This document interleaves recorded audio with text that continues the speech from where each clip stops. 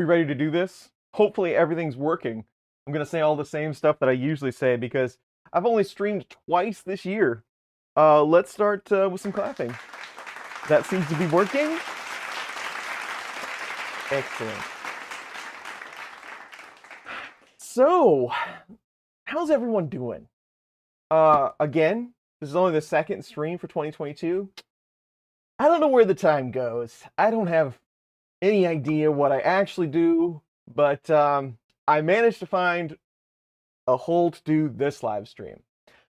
Today, this is the BIQU Hurakan, and I'm gonna call it the Hurricane at some point in the stream. I just know I am. It's gonna happen, but it's the Hurakan. What is special about this printer?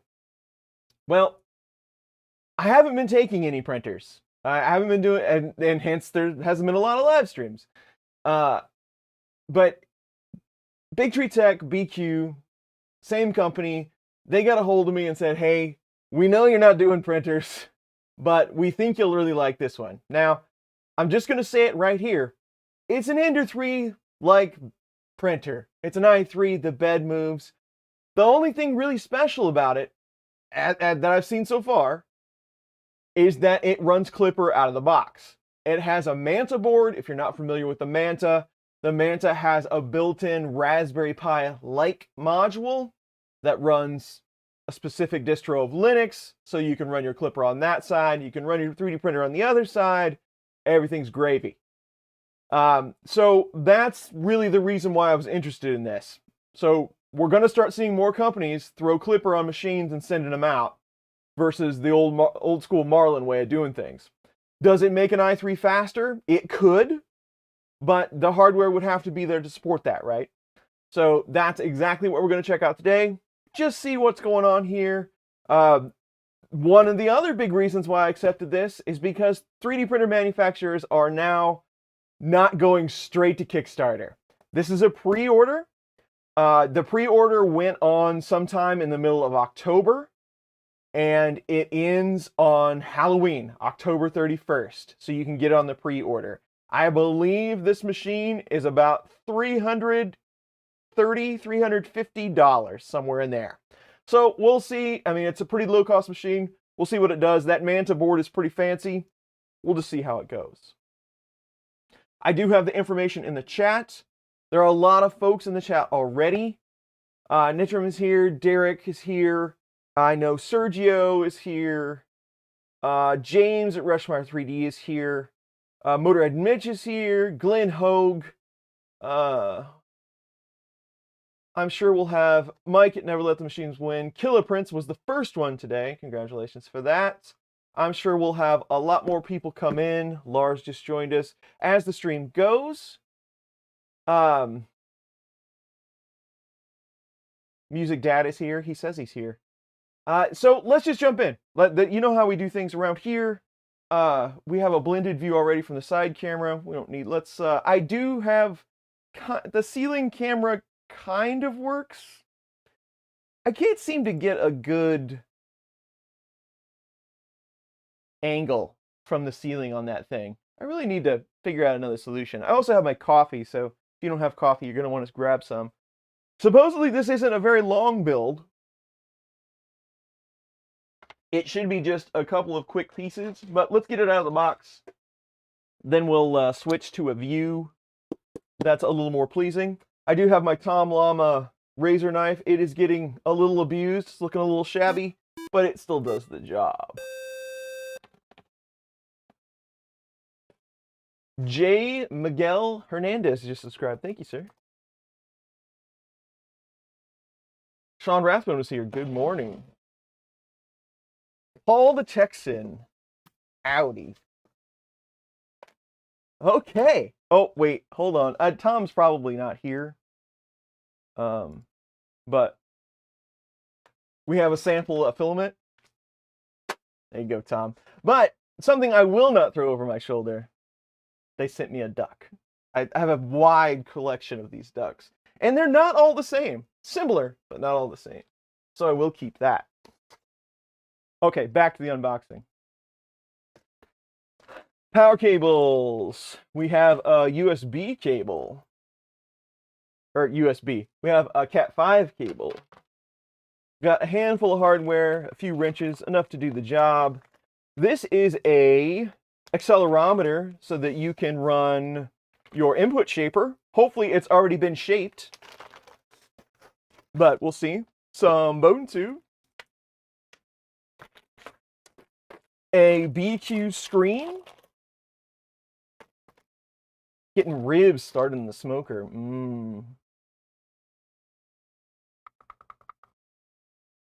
It's a pretty fancy case. Injection molded. Printed Vision 3D. Thank you for the sub.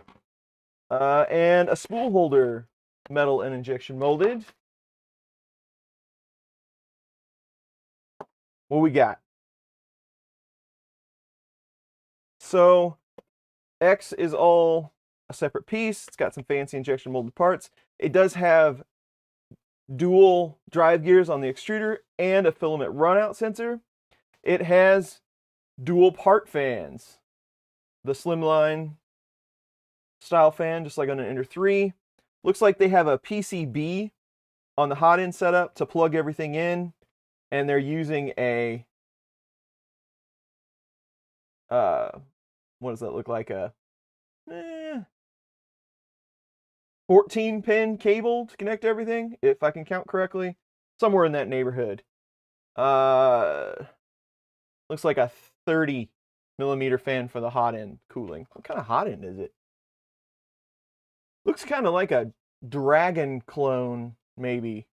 It's got kind of that oblong heat block, like a Phaetus would. Okay. We have our gantry. They did put protection on the lead screw, so that's good to see. It has some injection molded corners. For the post-stream adult beverage fund. Andrew, thank you very much for the 10. Much appreciated.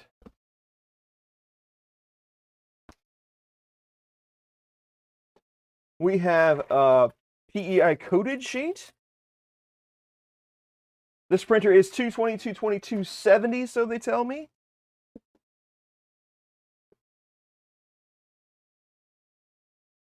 It is packed pretty well. I don't see anything going crazy. I love it that YouTube tells you now, it's like, this would be a great time to insert some ads. We just got started. Why would I want to throw some ads in here now? SD card's already in there.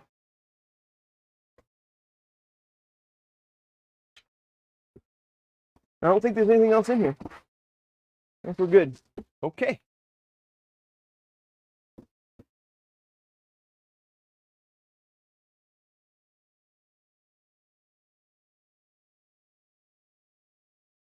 Metal detecting while cooking. And you got a full day going. Awesome. All right. So let's just start piecing this thing together. I've got a pretty wide view on my... Hopefully that's somewhat decent. Okay, so first question, did they include any directions? I could just get creative, as we have done before. But let's just see.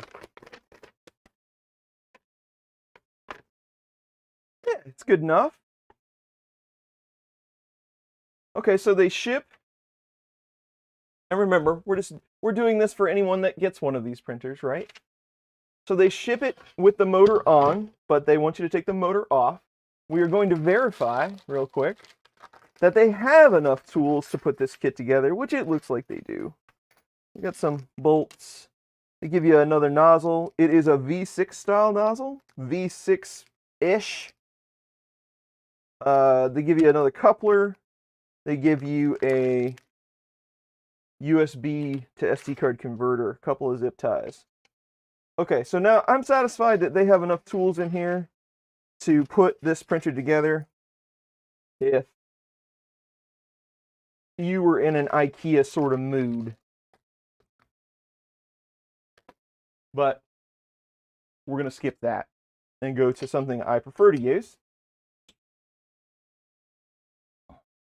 Instructions are a last hope. So we're going to remove the Z motor.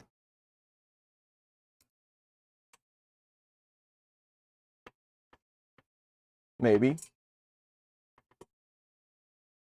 We'll just leave those screws right there. What do they want you to do next? They want you to slide the X gantry on and then put the Z motor back. So it's pretty much exactly what we would normally be used to seeing. All of us 3D printing type people. Try not to gouge the absolute amount of gash in those V wheels with this really sharp extrusion.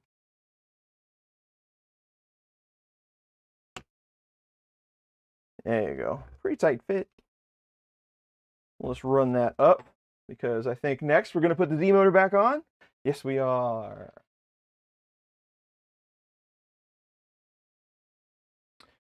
Printed Vision, it was great to meet you and a whole lot of folks at Earth. I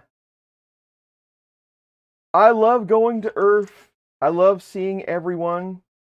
I love meeting all the new people. It was a great time. I love going to Murph as well. But it's one of those things like vacation. Anytime you go to something, you're always really glad to be home. The last couple of weeks I've been like, man, it's great to not be traveling at this minute. It's been pretty nice. But I did love it. It was a great Earth. People seem to really enjoy the candy machine. All the Glaw Game people, that's right. So I've got all kinds of stories about the claw machine. So I couldn't, I didn't want to tell anybody about it. That lead screw is really greasy, by the way. I couldn't really tell anybody about it because, I wanted people to see it at Earth, right? First and foremost. So, I haven't really talked to anybody. I want to leave this just for a tip on building this printer. I'm going to leave this a little loose, and then we're going to pull the gantry down a bit, and then I'm going to snug it up just to see if it's somewhat lined up. Anyway, claw machine. I wanted to wait for Earth, to bring it out and have everybody play it and everything like that. And I do plan on doing some videos on it. Here's the catch. Yes, James, I am. So it costs about $200. So if you do a lot of shipping, right? So we use electronic shipping here. We print our own labels. We send stuff out. So I put everything together. I designed it and put everything together, and I put it in a couple of boxes. And it cost about $150 to ship it, which, not terrible. It was about 60 pounds of stuff, a little bit over 60 pounds of stuff. So not awful. We shipped it out. Everything made it. The box was split open when I got there, and I was like, oh no, this is going to be bad. But it made it. Everything was in there. We got it together. We had a good time. Well, Friday when we got there, it took me about 4 hours to put it together because before I had got to Earth, I had never fully assembled it. Like, I got it all together partway, like enough to make it work. I got one piece of glass on just to make sure they fit because they were all the same. And then we boxed it up and we sent it off. So it had never been fully assembled until we got there. Well, being at Earth, I didn't remember exactly how it went together. So I had to do a little bit of backpedaling and, I put some things together. I had to pull it apart again. So it took about 4 hours to get it together. But everything turned out great. It was fine. It held up the whole weekend. That was one of my concerns. Everybody seemed to like it. So there it was. Earth was over. Now it's time to pack it up, ship it back home, right? And I really didn't want to do that. So when you go, we could pack it up. I could take it all apart. Who knows what would break and all of that stuff. And I could take it to UPS, and it's like half again as expensive to ship it than it would be from here. So we were looking at like 200 and some change to ship it back. So I was talking with Mike at Midnight Giant, and I'll finish my story here in a second. Let's keep going on the printer while I'm pontificating here. Why do they want you to put the spool holder on now? Oh, no, they show 4 and 5, bolting it on and then spool holder. Cool. Okay, so pretty much all we got left is bolting it through here, just like any other clean basement. Well, it is sometimes. But thank you, Ronaldo. Hey, Shane. Print prawn. I figured what it is. It is a 0 though. So let's stand this up. So pretty much all we have left to do here is stand this up and put the gantry on and throw some screws in it, right?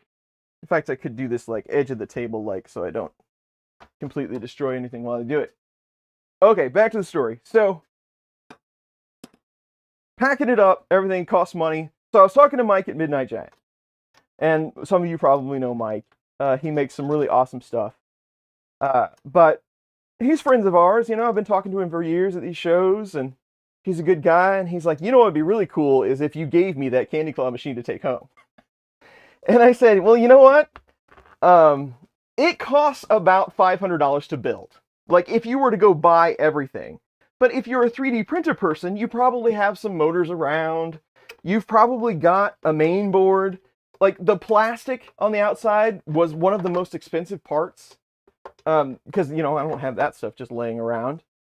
So about $500 to build the whole thing if you were to scratch, you know, if you were to do it from the beginning. So I didn't have that much in it, you know, direct outlay. I did use scrap motors from other 3D printers and things like that. So it was I was looking at over $200 to ship it back. So I thought, you know, by the end of the time Sunday, we were tired. I didn't feel like taking that thing apart. I said, Mike, do you really want this thing? And he's like, yes. I'm like, okay. So the end of the day Sunday, I will stop just for a second. Andrew, we're going to talk about that in just a second because I am going to publish the whole thing, but there are some caveats to that. So end of the day Sunday, I didn't feel like, I didn't want to unassemble it. I didn't want to do any of that. So we're going to give it to Mike. So we decided to help Mike pack all his stuff up. Well, Mike has an Excursion, you know, very, very large vehicle. And we're like, well, sure, it's going to fit. So we start packing all of Mike's stuff up. He's got this elaborate display, all this lumber and stuff that goes with it. So we're packing it up. And then I go back inside and they try to load the candy machine, you know, assembled. You know, it's fair size. It's it's 78 centimeters tall. So it's pretty good size. Well, it didn't fit with all of his other stuff in the Excursion. So the other person that thought, you know what would be cool if we had a candy claw machine for our business was Gloop. So what they wanted to do was take like micro Gloop and fit the claw machine so people could come up, use the claw machine, get themselves a free Gloop sample. And they're in St. Louis. So not very far from me, a couple of hours. So Gloop ended up taking the claw machine home. They have a big trailer they take with them everywhere. So Gloop now has claw machine, the one that was at Earth. So it's now theirs. And I talked to them. I hope that they send me some pictures before they do whatever they're going to do with it, before they Gloopify it. So that we can say, you know, it went to a good home and all that. So that claw machine is not here. It's gone. But I have put everything that I knew about that claw machine is out on GitHub right now. I am calling that version 0.09. Do not build that claw machine. It was one of those things, I tried to get it together as fast as I possibly could to make our date. So there's like all different sizes of screws to make it work with those printed parts. It's just, you don't want to build that. There's a lot of things that I noticed when I put it together that I would have totally done differently, and they were very simple changes. So do I get free Gloop? I should get free Gloop. I usually do get free Gloop. But anyway, I am currently working on a version 0.1 that's going to be much easier to assemble and be a lot cheaper to source. And it won't affect the claw machine quality at all. So that will be coming out in like a week. I'm working on it right now. And that's the design that we're going to do the videos on. After that, I am going to show you the upgrades that I would do to that machine. They probably cost a little bit more, but would make it like I don't know, 50% better. You'd have a better claw radius, the claw would work a little better. It's just, I learned a lot from the first one, but I want to share it somewhat slowly so you can kind of decide which version you want to build. So it'll be there. So that's the claw machine. Free glute for life. Ron the Happy Extruder is here. What's up, Ron? Mike went home empty-handed. Sorry, Mike. I owe Mike something. I feel bad that it didn't fit, but I'll make good on Mike's claw machine at some point. Maybe I can send him a kit. You know, I thought about it. It's like, do people really want to build a claw machine, like a 3D printer-like claw machine? There's probably way cheaper ways to make a claw machine. And then I thought, well, I'll just send the BOM over to Jason at LDO and just see what it would cost for a kit. You could print your own parts. Here's your claw machine kit, all your extrusions and everything. I have no idea what it would cost to source, but maybe we could do it for just like Jason's cost. You know, it's like whatever he gets for the kit plus his certain percentage for doing it, and then we could sell them or something. I don't know. Maybe we could sell 5. I have no idea, but who knows? People seem to buy some weird stuff, and it does work. I mean, it's fully functioning. So, okay, so there's that. I've done everything they told me to do. Now they want me to put a spool holder on, and they've given me some. They do label the bags with the steps, so that's pretty user-friendly. Jerry is here. 3D printing and painting. Bees 3D. Hello.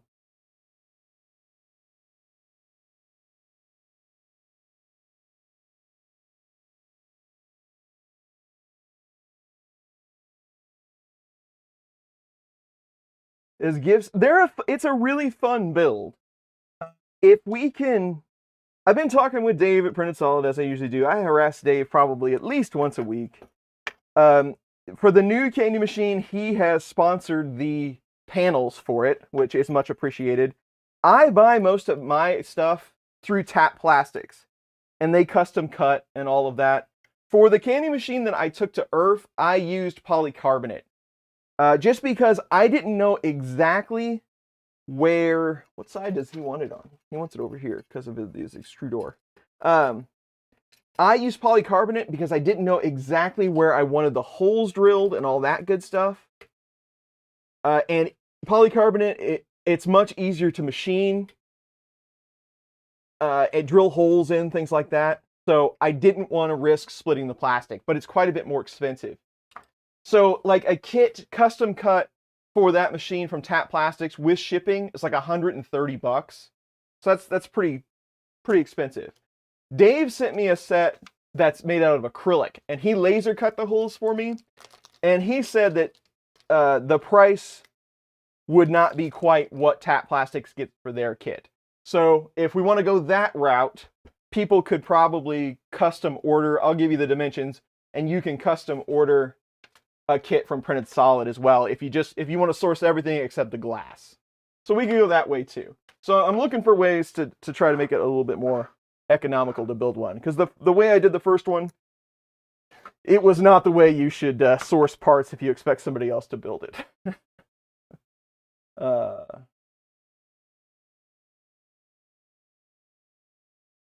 Yeah, you shouldn't be able to take anything. Well, and that's the other thing too, right? A real claw machine, it's impossible to win. And there's even like people were telling me like I don't know anything about arcade machines, so they were telling me like how the real ones actually work, where you can like dial in how difficult it is to get something out, which just seems wrong. But we need to build in something like that. It's because I was focused on people actually winning. Is it actually possible to get something out of this machine? And I am going to introduce like a couple of different styles of claw, because the claw is really easy to switch out.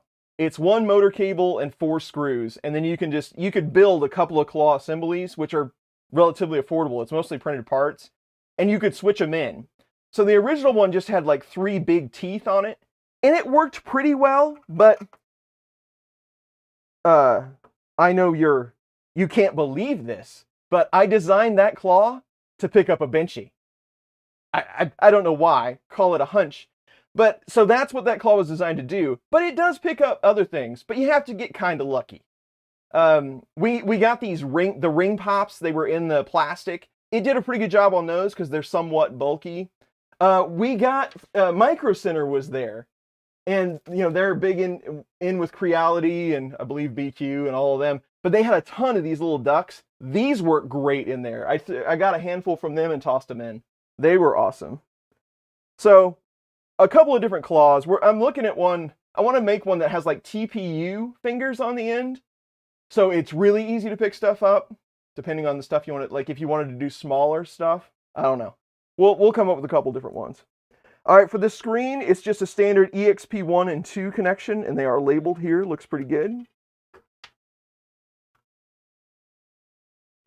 And then they give you a couple screws. Screw it down to the side.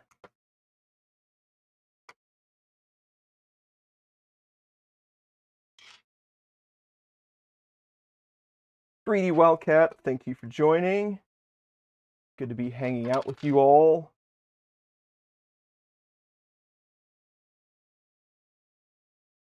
Nice. Filament company that's an arcade game company.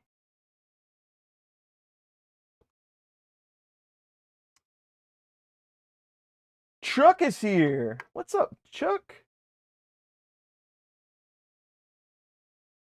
Waiting to see if the printer homes. Mine wouldn't even home. I didn't know you had one of these, Chuck. Now I'm nervous. If Chuck can't make it work, I'm doomed. Unless he just got a bad one, which is possible. All right, now we have some wire. You want to do the screen? You want to do slow-mo screen? Everybody likes that. Try to make the stream fun for everyone. You know, this might be your thing. I don't know. I'm not judging anybody. Ready?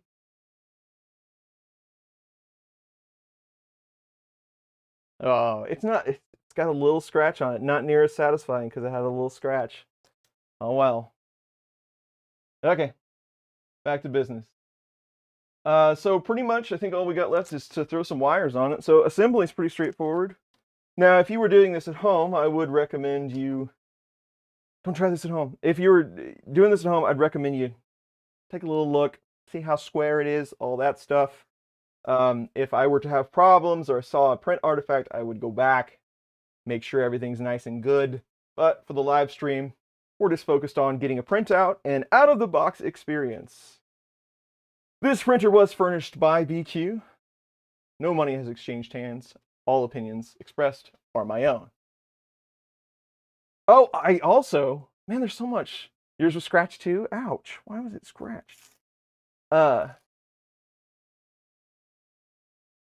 Feeling good. Yeah, Chuck wasn't able to make it to Earth. He got sick. That sucks. We missed you, Chuck.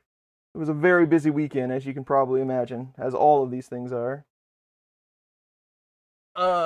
So what we got? We've got, so your filament runout is a 3-pin labeled E. And then you have an X, which is down underneath. This is for end stop. Where is it? Oh.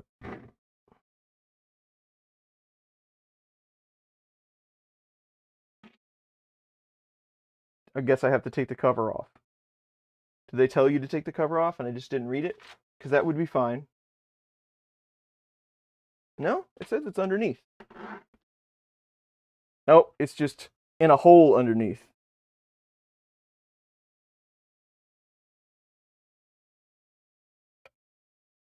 I was looking for a white connector, did not see it. All right, and then X motor. And then what's this one labeled? E motor. Okay. And then everything, again, on the hot end carriage should be supported by this cable right here.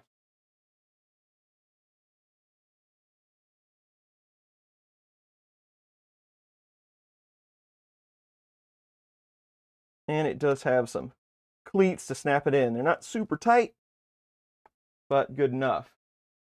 Now it does have, this would be a perfect spot for like a cover or something to sandwich that cable in there, but I'm guessing, yes, they would like you to zip tie that down.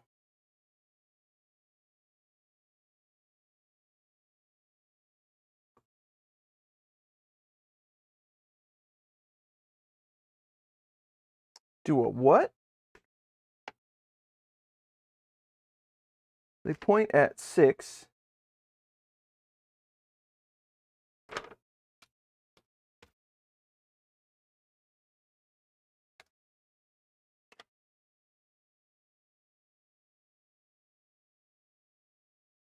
Huh.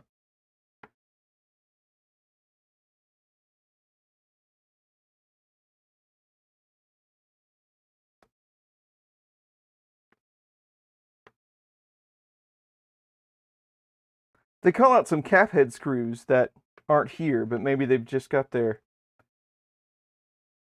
I'm just trying to read through this to make sure it makes sense to someone.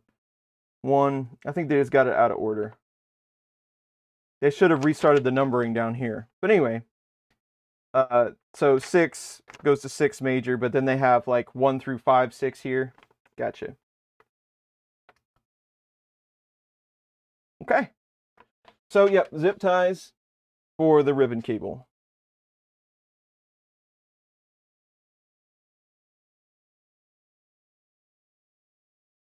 First mod cable clip. I say yes. What is ERF about? So ERF and MRF, they are the East Coast Rip Rap Festival and the Midwest Rip Rap Festival. Basically, it's a ton of people coming together to hang out and talk about 3D printers. Currently, East Coast Rip Rap Festival is in Bel Air, Maryland. And MRF is in Goshen, Indiana. So kind of East Coast-ish for both of those. I have heard that they're trying to spin one up in Denver, which I'd be willing to go to Denver. It's not that far from me. So it's pretty much just a... Yes, Ron, exactly. They should have went... Instead of renumbering, they should have went to letters. Thank you. That's what I was trying to think of. Yeah, they're trying to... I think we'll hopefully see some more of those spin up. But yeah, they're just Rip Rap festivals. This thing could use a holder over here, too. For sure. I mean, I could zip tie it to that wire, but that doesn't seem like a good idea. They don't mention that, do they? I guess you could, maybe they intend for you to do it to the tube. The zip ties around the tube, Here's your coupler for your PTFE tube. You don't have to get crazy with that. And tube goes in. That went down pretty far. Is that, I wonder if that is an all metal hot end. Well, let's have a look-see. I would say no. I would say this is PTFE pretty close. Maybe not all the way to the nozzle, but in some sort of break.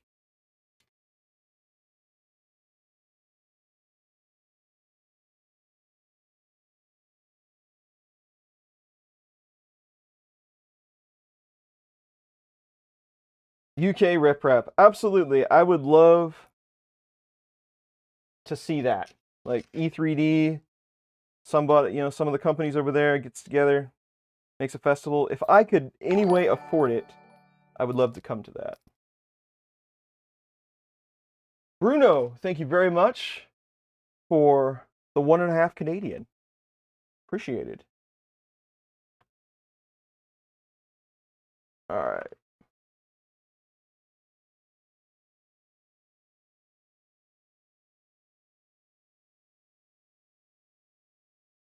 Might be close to the most wire management I've ever done for one of our builds. Okay, are we done? Stream over. Oh, I didn't get the Z motor plugged in. Must do that or it's not going to work. It's right here. The wires are taped down to the frame, so I like that.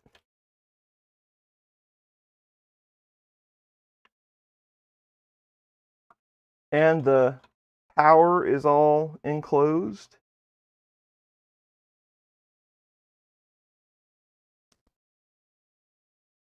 Yeah, I mean, it always sounds like a good idea to start an event. I wouldn't even know where to begin to plan one. Honestly, I'd have to go to the Earth people and say, how does this work?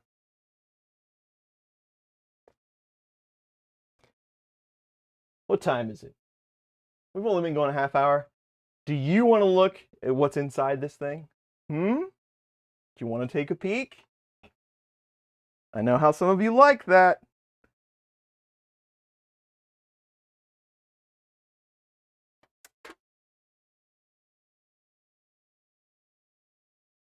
All right, let's do it. So it's supposed to be a Manta board, like I said before. The Manta is the one, you can get it in a 4 and an 8. Of course, it's a BIQU Tech. It comes with an, what do they call that? H4 water something. Don't remember exactly the name of that chip. H5, H4, whatever. It comes with a chip, a quad core chip that can run Linux, just like a Raspberry Pi would. It has a gig of onboard RAM. So you can run Linux on half of the board, and then your MCU and all that good stuff on the other half.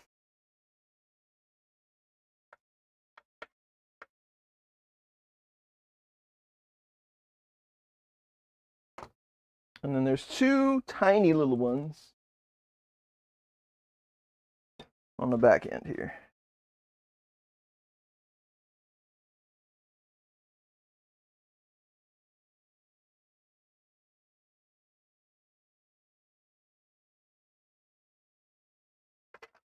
Easy enough.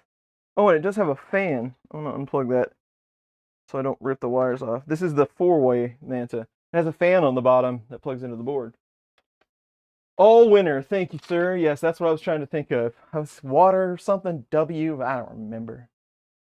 Take it off. Take it off. Thank you for that, Daniel. Okay. So yeah, let's have a peek. I'll lower the camera a little bit for you. Don't let me forget to raise that, or you're going to get some wonky looks here. All right, so here, what's what we got. So it looks like to be a Meanwell clone to me. That does not look like a Meanwell power supply, but it is a 350-24. We are grounded at the case. And then we have the Manta. These are 2209s. Try not to push the mouse or the keyboard. So here's kind of a, so it goes way over here, right? So you have Ethernet, USB coming out the front here. And I believe that they do a plug. Oh no, it's just the card. They've got a card for loading the board firmware, and then the OS card where your Linux lives. So keep that in mind. This is to load firmware, G-code, things like that. This is for Linux. So always keep that one in, or you're going to lose your brains. So then you've got down here, you've got communication with the Raspberry Pi side, and then with the board side, USB, and then you have your Ethernet. Or no, these are the USBs. Ethernet is right there. There you go. So board side, one side's board side, one side's Raspberry Pi side, and then all your power and stuff is down there. They're not bad looking boards. I've got one. I have not done a review on it, and you do have all your GPIO pins for your Pi up here exposed if you want to use them. I'm not exactly sure how they want you to use the accelerometer. $5 towards the all-metal Hotend. Awesome. Raven, thank you very much for the 5. That is much appreciated. Hatch over the OS, that is a very good idea, because I could see somebody bumping that or snapping it. It's just out enough where you could cause some chaos with that thing. So I could definitely see that. I don't know how they, again, I was going to say, I don't know how they intend for you to use your accelerometer. I haven't seen that yet. Like, I don't see a plug. But normally you would use your GPIO pins to set that up. So I don't know. But, so there's a look. There's what's inside it. So, back to your regularly scheduled program.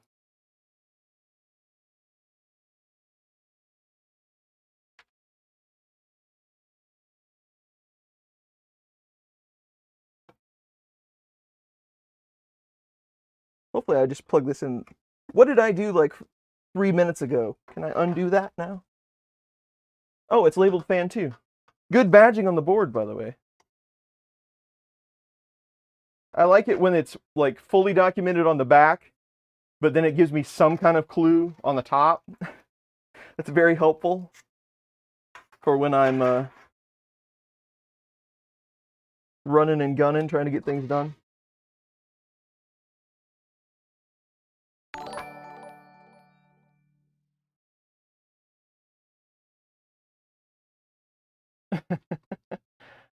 Sergio, thank you very much for the 10. Much appreciated. Coffee fund, always. Losing your brains for Halloween. That's very perfect. Thank you. It could be can. Let's see what the sensor looks like. Thank you, Sergio. You're probably right, actually, because that's their. See it there. Hopefully it'll focus. That's their version of that sensor. You can put it on the hot end or the bed, I'm guessing, and then that looks like what I would expect, 6-pin. So it probably goes directly to CAN.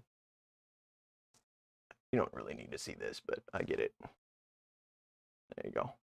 So yeah, you're probably right on that. But that's for another day. All right, back to putting this thing together.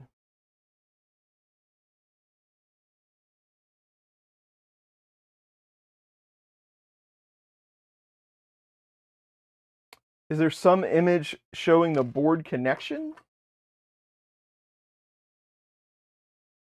I'm not sure I know what you mean, Ronaldo. Looks about right. Yeah, printers. Well, who just wants to 3D print on a printer nowadays? I was telling people at Earth, it's like everyone's got a 3D printer. What you really need is a candy machine. It's on the back plate. Aha, gotcha. So there's an SPI on this side. Gotcha. So yeah, you're right. They're run on the back. So there's a patch cable running over to USB 2. I'll flip it around and show you in a second. USB 2, you've got Ethernet, and then SPI. So that's how they do it.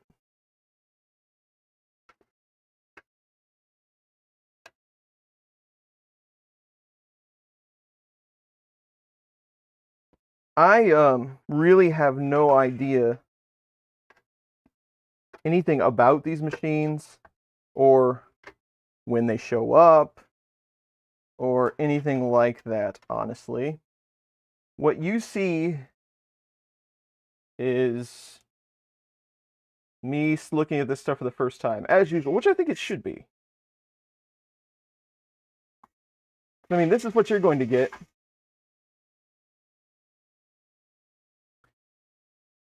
What was I thinking? There was something about this machine that was somewhat unique. Oh, yeah, so we'll take a look at it. Remind me. We'll take a look at it while the printer's printing. So I'm kind of out of the loop on some of their correspondence nowadays, like emails, and sometimes I usually get the Twitter stuff. Some companies still DM me Twitter, so I'm pretty up on that. But as far as like formal communication, I'll have to use finger quotes for this one. But my people handle that stuff, meaning my wife. So she does all of the correspondence and things, and she shouts from the other room, from her office, like, hey, do you want this? And I'll go, hey, that sounds like a good idea. Let's do that. So when they show up, sometimes I'm not exactly sure what I'm getting or remember what we talked about. But with this one, it was kind of weird because it showed up, and then later that day, another box showed up from BIQU. And it was a little box, so I'm like, okay. So I opened the little box up, because who knows what it is. And it's like a Chimera clone style extruder. And then I got to thinking, I'm like, does this printer need an extruder? Like, does it come with one? Or is this intended as an upgrade? I don't know what's going on. The extruder kind of looks cool. Don't know. But so I really didn't do any more thinking about it. I just said, we'll figure it out during the live stream, whenever that's going to be. But we'll take a look at that extruder too, since they sent it at the same time. We'll see what it's all about. We should have some free time here after this thing gets going. If it gets going, we don't know. That might be too presumptuous.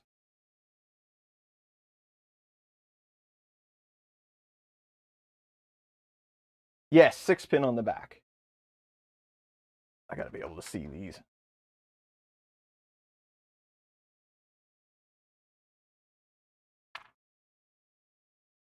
Building the Voron, went from an Ender 3 to the Voron. Yeah, that could be a bit of a jump.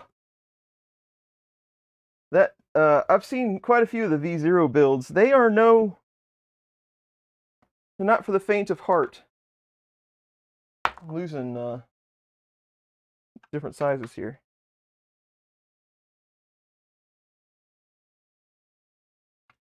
You know, one person that I met at ERF that I had never met before, or ever spoke to before, or even knew what this said person looked like, is Kevin O'Connor. He came up to me and said, "Hey, my name's Kevin. I'm the guy behind Klipper firmware." I'm like, "I know you.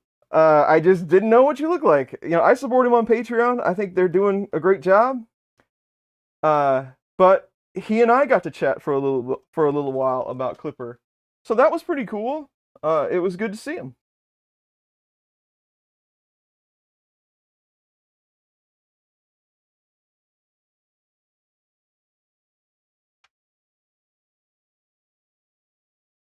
For a what? Evo Espresso machine. That's a lot of words. I like it. It's only $900. Your wife said so. Yeah, my wife would be all about that. She has become quite the coffee connoisseur. She'd probably be on board for that. I'll have to save up coffee fund for a while for a $900 espresso machine, though. All right, we're back to where we were. Open source espresso machine. And here's, before I forget, there's the pins that you're going to get on the back. Hopefully it will. So that SPI, I'm guessing, is where you do all your communication for that sensor. There we go. Okay. Now, let's power this thing up and see what it does. My table is not even, by the way. So I always have to mention that. They're like, that printer's not square, but the printer might not be square. Do I have some wires or something?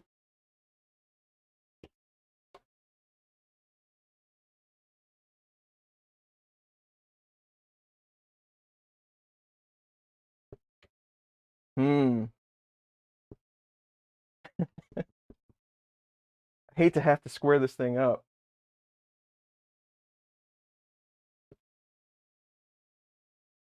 I really don't want to square it up on a somewhat uneven surface either.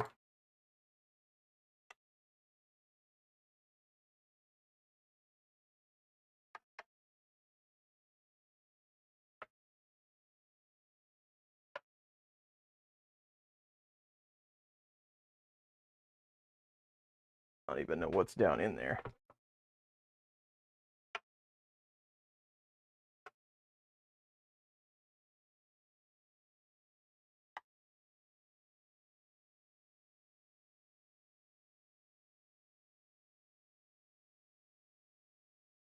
It's a little out.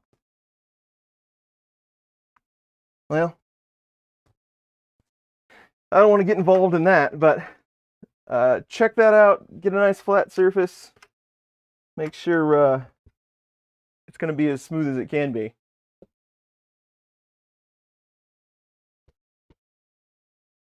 I show them as I get them. There you go. Multiple flat boards at the same time? I do not. wasn't square and you couldn't adjust it out. I was wondering what was actually underneath there.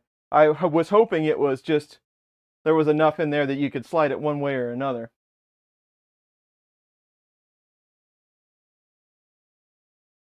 We'll just slide some Post-its underneath it, call it a day. That'll square it. Yeah, no, it's clear of all the cables and everything. That's usually what happens on my Ender 3s, is like I end up with a cable underneath the back foot or something. Okay, let's turn this guy on. If it doesn't power up, this will be a quick stream. Off is in the down position. I don't know why I have to be critical about that, but I do. There's some sort of BL Touch-like sensor firing there. It does give me, this is like off of HDMI, it looks like, because it's giving me some boot up instructions.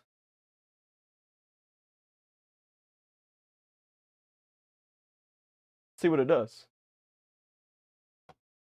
It is telling you, hey, card has to be in to power up.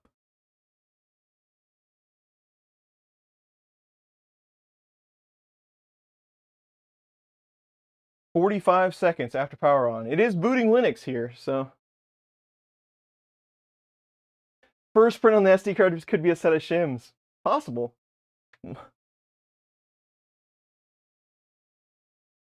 Yeah, I hate to have to pull those rubber feet off, but that's what would have to happen.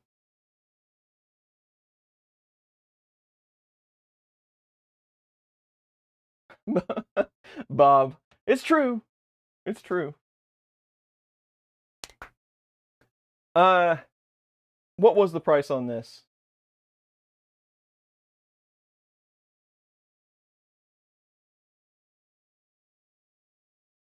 The link to their site, I have put it in Nightbot. The pre-order is $369 US. We're still starting. I hope we're still starting. Thank you very much, James, for mentioning that. I have created us a new sound effect for our streaming, just in case something happens. Ready? Don't break, don't break, don't break. I went back, I downloaded that whole live stream and flipped through. One, I had to remember which one it was. And then I had to flip all the way through to find that moment. And I finally did. Okay, so we booted up. Now, one thing I'm going to say right now is that these Klipper screens aren't that great. I mean, you can get a few things done, but I find them very kludgy. I mean, it's going to help you like get your IP and things, or it should, but I don't know. It's also important to remember with this one, like you see shutdown here, they give you an option to shut down Linux before you turn the machine off, trying to save your SD card. Yeah, sorry for the confusion. Yes, you're right. It needs to be a tad louder. I can fix that after the fact. After the fact, I will. Yeah, 500 is what the candy machine costs to build. But you do have this shutdown that you can make Linux shut down before you power the printer off. That's going to save you corruption over time, because you can only do that so many times, powering Linux straight off without shutting it down before it goes bananas. I was really hoping it would be super cool and spit out the IP for us. But it's not going to be able to do that. Like, so what I'm hoping for, right, is it has some sort of, like, it goes into AP mode, and then we just went into that, and then lets you connect to it, but maybe it's not that cool. That'd probably be a little bit. Oh, there are some tests on here. Test leveling.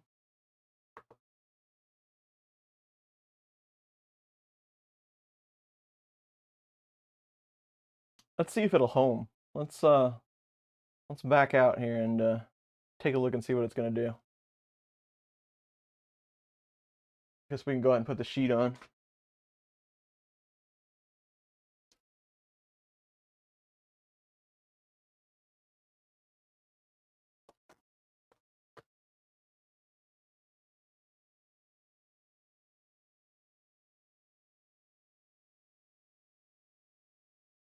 So is this a power switch for the heated bed?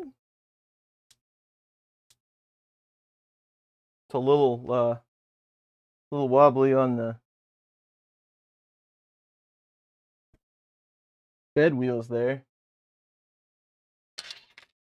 They give you my favorite wrench to use.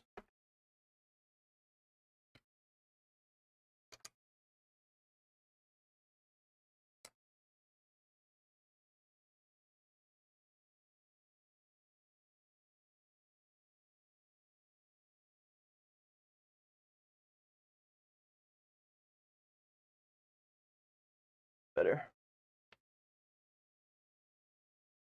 Okay. Now let's see what it does. It's moving.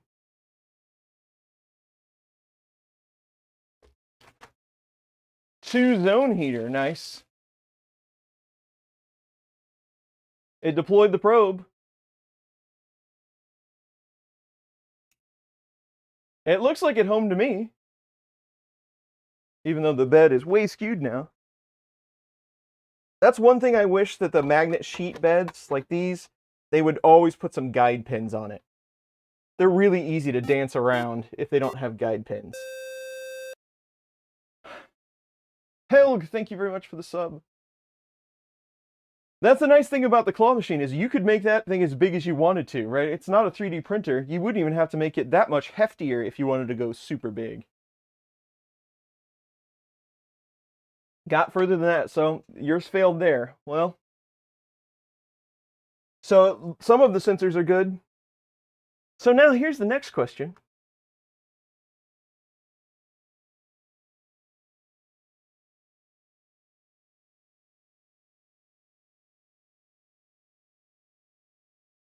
Steppers off. I know I saw bed mesh. Bed mesh and save. Do it. See you do it.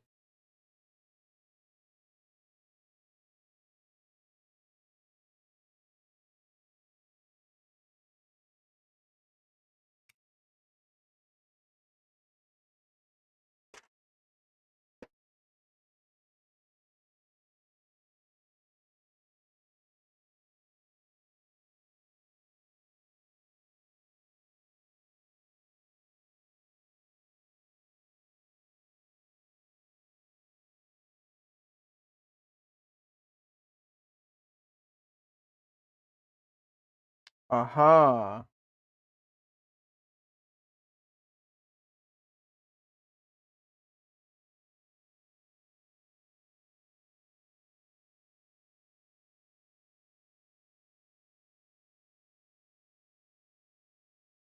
So they recommend you do a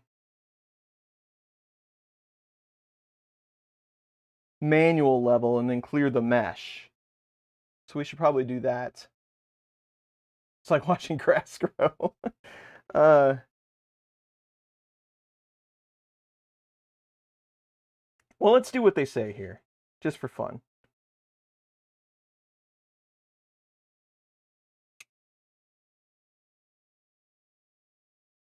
Okay, so they want you to do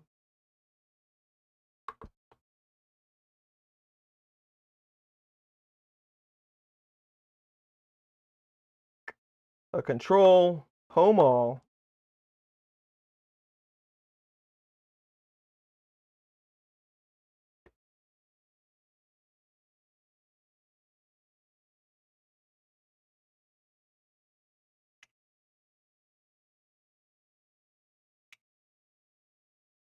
Then manual level, clear mesh, and then you can use these spots with a piece of paper to adjust it with the wheels.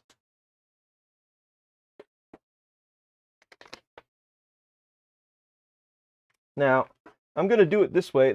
All of the wheels, by the way, are completely clamped down, which is probably the best place to start.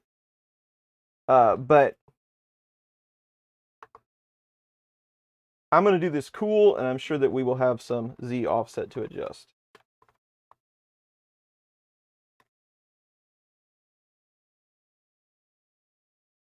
How's our... Z is pretty tight. X is pretty tight.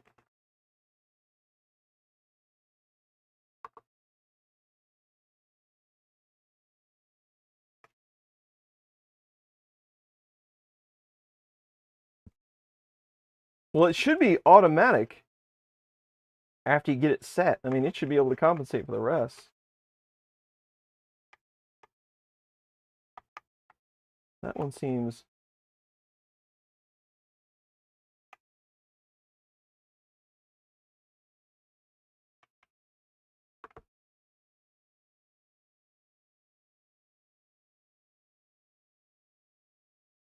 What are you feeling for?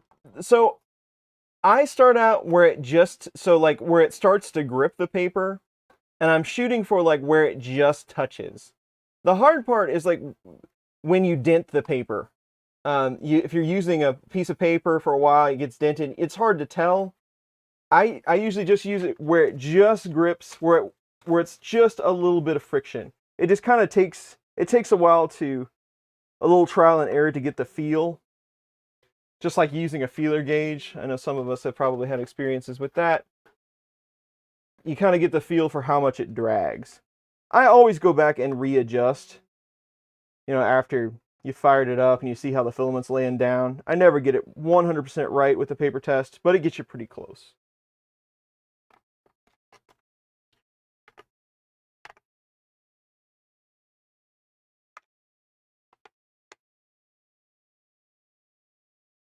Helg, how's it going?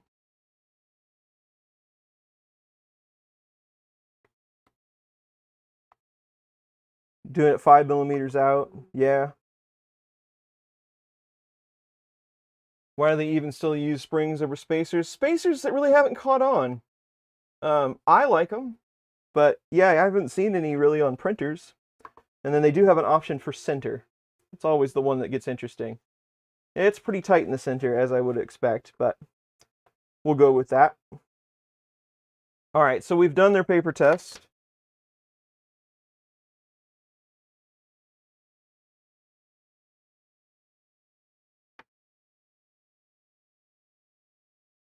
Insert filament.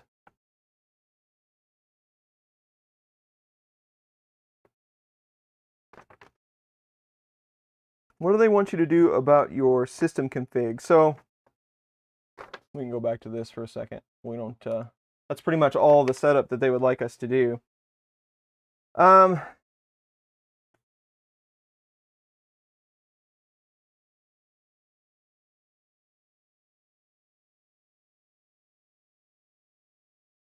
Okay, so they want you to power it down and modify the config file to bring it up on the wireless. So let's do what they want us to do here. I feel like I'm following the rules today for some reason. So, home screen, there is a shutdown Hurakan. Is that what I call it? Hurakan. Shutting down Hurakan. And then we'll go to the computer. It's going to be just like a regular Chris's Basement video. I'm going to tell you some stuff. Let's go to the computer.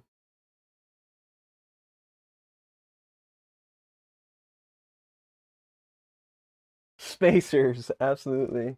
I can't do a good Ivan. Yeah, I'll have to up the volume. You're right, it's not as loud as some of my other ones. I'll have to up the volume on Don't Break, Don't Break. Alright, it says it's shutting down, but I would think it'd be shut down by now, right? I'm gonna say yes. Just between you and me. Alright, so let's take the SD card out. Let's see what's on it. Corrupt the computer in 3, 2, 1.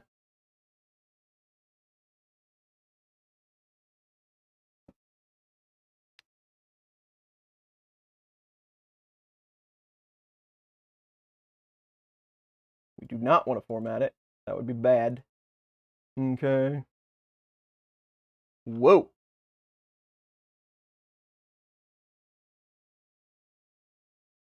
How many partitions does this thing have?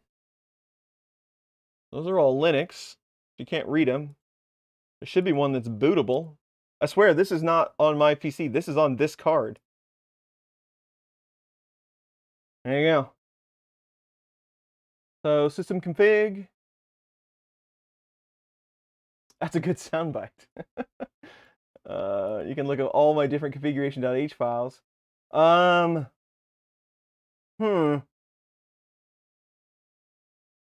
Okay.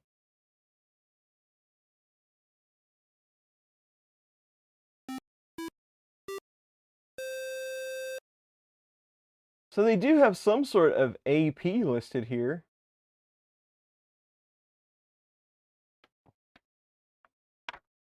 I did tighten the Z motor. Thank you, Lars, for the reminder, though.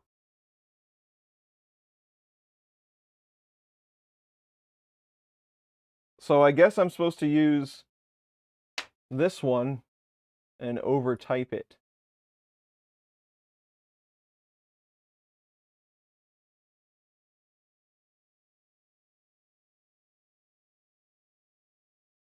You think? AP mode is disabled.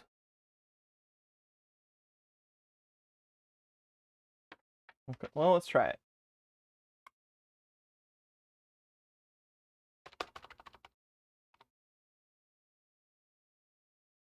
Now I hope I remember what the password is. Remember, folks, like I always say, I feel like I say the same stuff over and over and over. Your password and wireless network are case sensitive.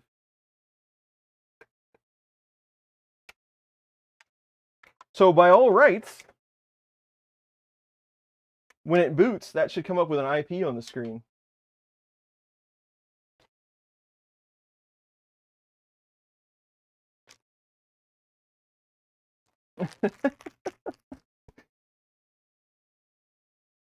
Don't break 3. I like it.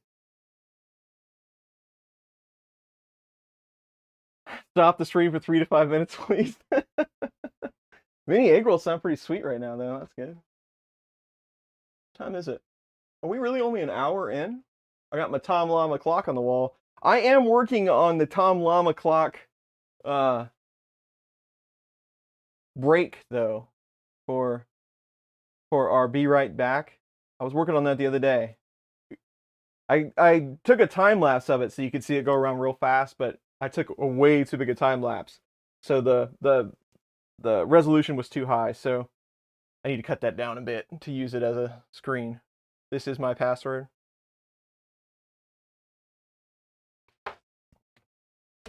How are we doing on the stream today, by the way? I haven't even looked to see what's going on here. Doing good. 95 people come hanging out with us. That's sweet. Okay, so we're booted back up. By all rights, we do. We have an IP.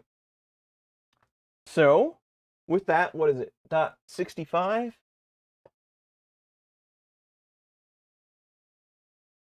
.192.168.1.65. Mainsail or fluid? Mainsail or fluid? I'm going to say mainsail. Mainsail. There it is. Done. They've got your both processor temperatures in there. Do we have any files that we can use?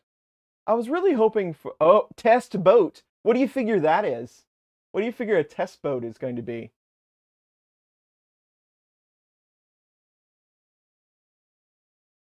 I don't know. Let's see if it'll heat up. What kind of filament do we want to use? Do I have any cool filament that we could check out? What's our height map look like? Kind of wonky. Let's clear that. Calibrate. Home first. Why don't you just home? Go to your home. Feeling good about this. Here's where things come in. Don't break, don't break, don't break. You're right. I got to increase the volume on that. It's going to be spectacular once I get it running, though. I do have one more live stream I want to do before the end of the year. My last one was like 6 months ago, I understand, but it looks like it's working. Do I have a screen table? I do. There you go. Oh, it's not really good, but how did that get moved all the way up there? Now let's do this. That's better. Oh, it stopped. The calibrate failed. So let's just have a look at the printer config. Ooh, they got fancy in here.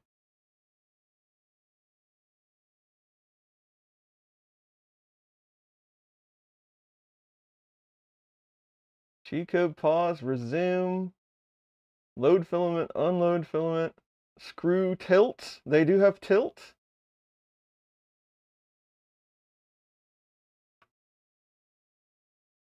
Where's all like the really basic stuff? They put that in mains. Oh, they got a generic. Getting tricky, getting tricky. So here's all the machine stuff.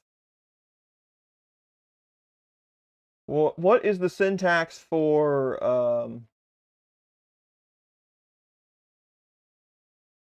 well, there's min position. That should do it. That should allow you to home. What was the error when it home then? Or when it tried to level? Triggered prior to movement. Let's try it again.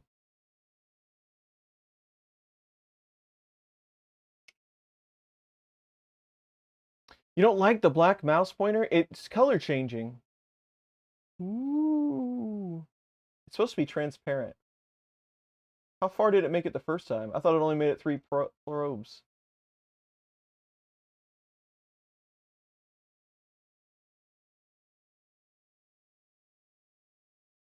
Think it needs more horizontal Z? Ends up being Baymax for some reason.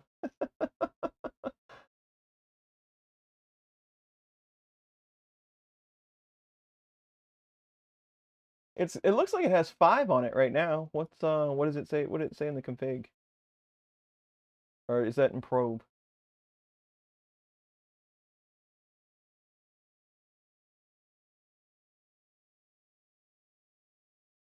Horizontal move is set to 5. Let's see if I think it's gonna get it done this time.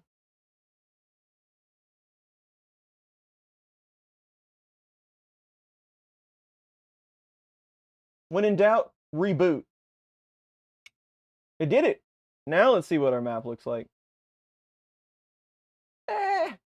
Not terrible.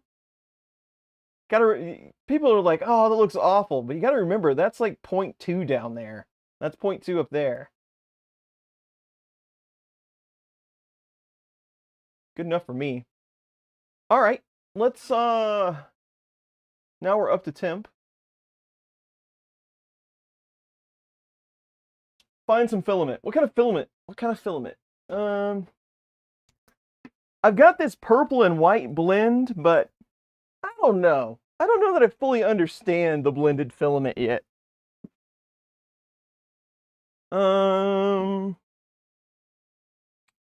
Anything I really want to try?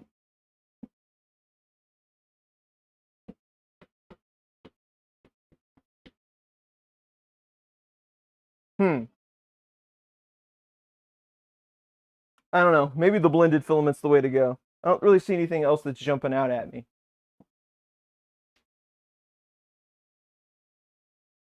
I organized all my filament the other day, so now I can't find it.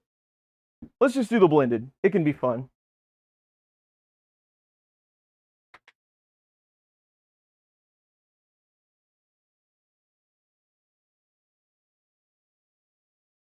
You want to do level test?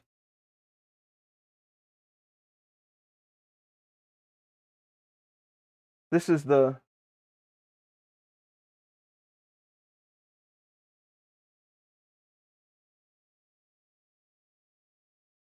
white, purple. Bob gave me this at Earth, and I tried it out. It's pretty cool, but I think it would work on larger objects maybe a little bit differently. Maybe make it a little bit cooler. But let's use it and say we did. Those extruder gears are tight. That will chomp some filament.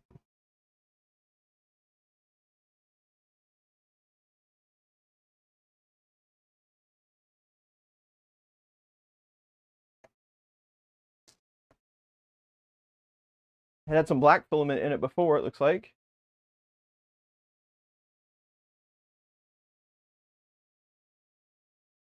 This is print 1, test 1. What's it going to do? What you gonna do? Let's just see. Bro, do purple. Yes, thank you, Bob.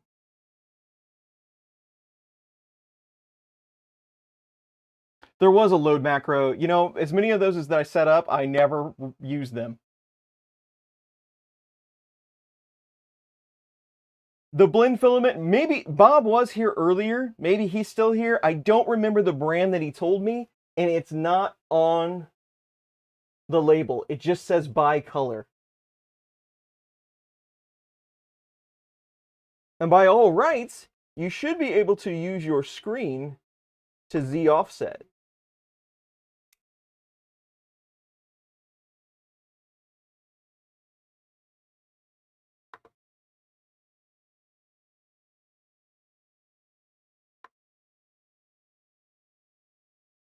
Tune offset.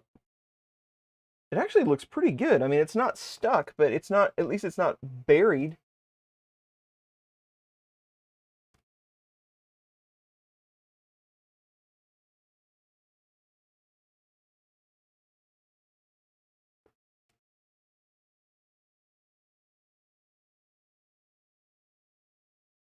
It really doesn't look like that's...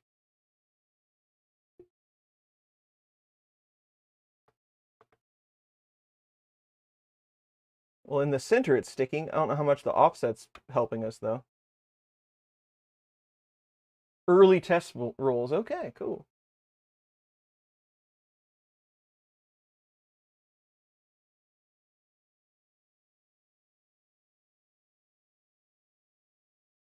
See if we can get it really smashed in there. I don't have the best of luck with PEI powder coat and PLA. Works awesome on PETG and TPU. But if you want to do PLA, well, it depends on the sheet. I've had better luck on some than others.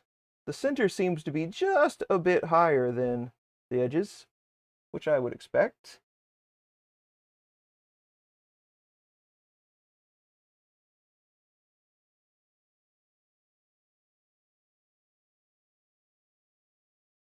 See how this edge does.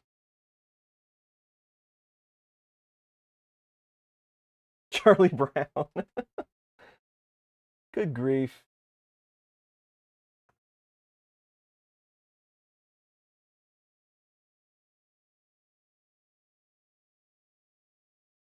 All right, we're going with a 0.85. So I did some ratcheting on that, but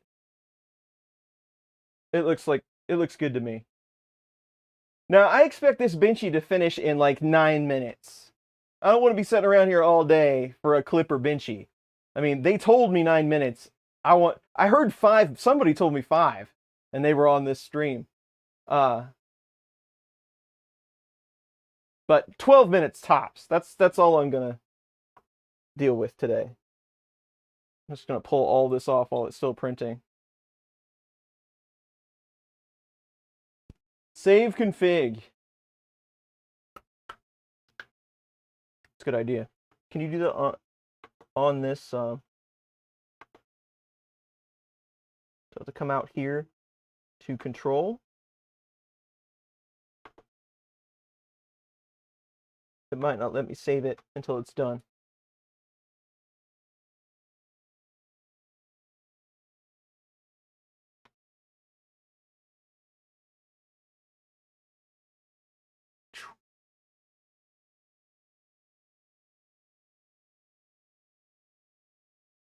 It is a nice mix of purple and white, though, on the test pattern.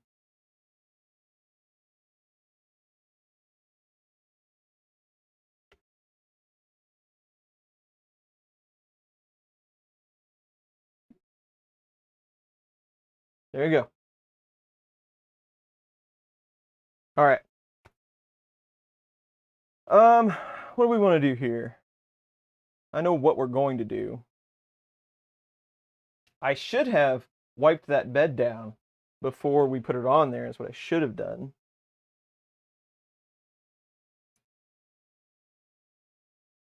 Five-minute Benchy, go! 5-minute Benchy, it just flies out that way, out the window into the backyard, smoking the whole time.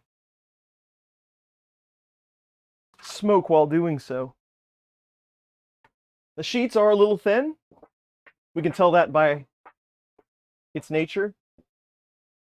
They are never clean. Jetman is here. What's up, man?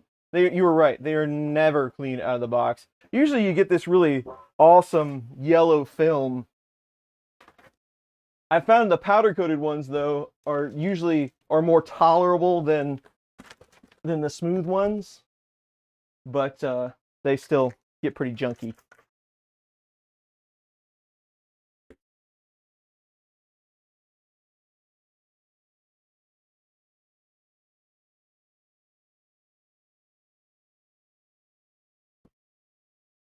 I don't know how many videos I'll be doing on this, but I would at least like to do the input shaper calibration on it. I think that would be a good time.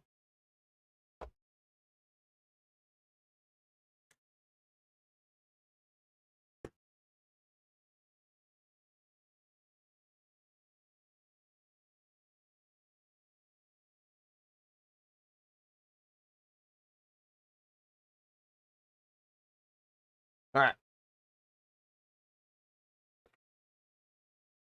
Stig is here. So is Steven. It's okay so far. I haven't found anything I really, it seems to be doing what it's doing. It isn't very square. That's kind of, I'm gonna have to figure that out. But so far, it seems to be doing what it's doing. It's not the best, not the worst.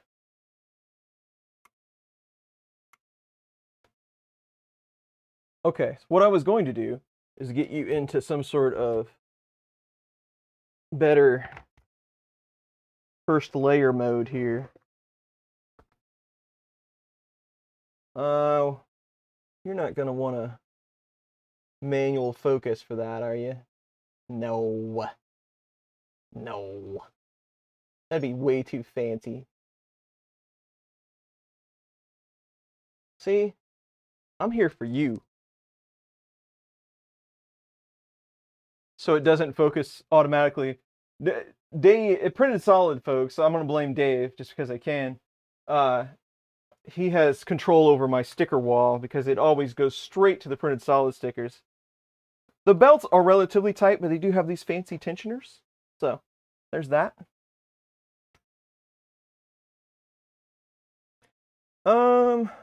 I don't think there's any more coffee, or I'd say we do a coffee break. Let's let the first layer go down and see what happens. Yes, I will do an input shaper video tutorial. Absolutely.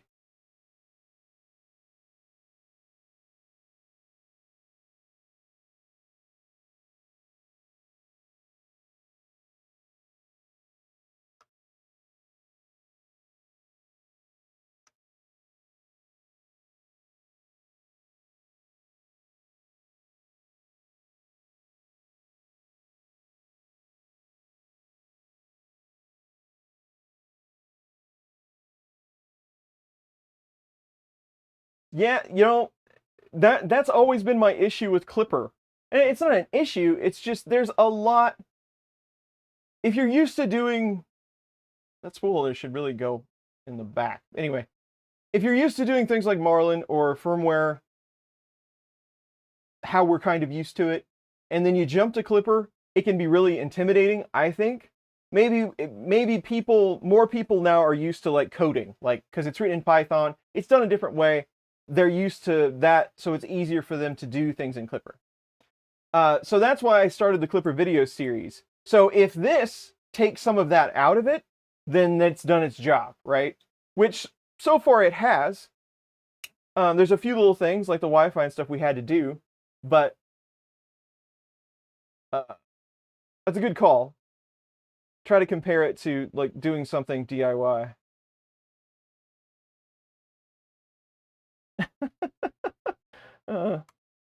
The giant camcorder, the family has to lift it together. Marlon's input shaping? Absolutely. Derek, thank you for the 10.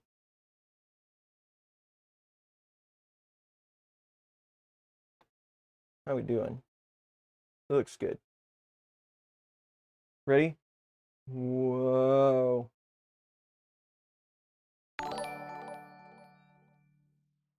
Are you going to make a video on Marlon's input shaping? Yes, there will be a Marlin input shaper, and we are going to check it out for sure. I haven't even looked into it yet. But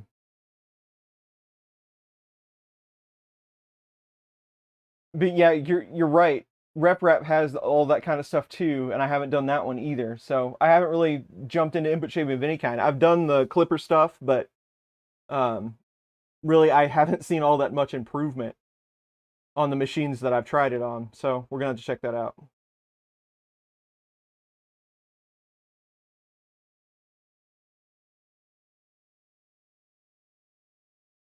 All right, so you guys watch the Benchy. Let's grab some coffee, and then we'll watch this thing print. We'll see how fast it's gonna go. Back in like 2 or 3 minutes.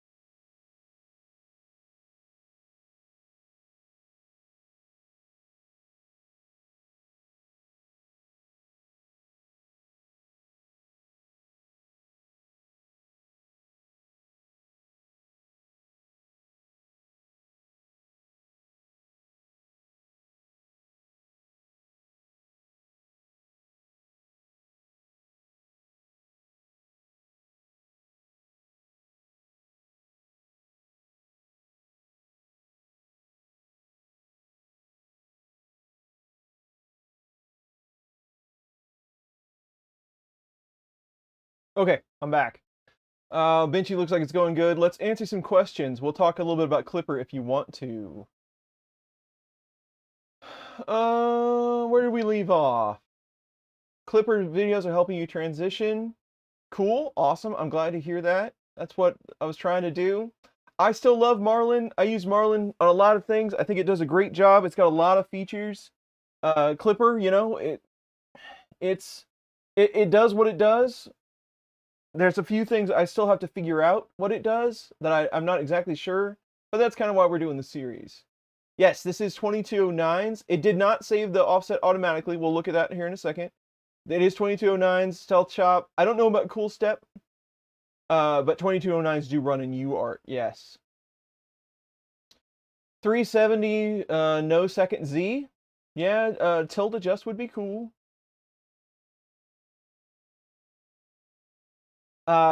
Z offset, baby step is not set automatically. We'll look at that.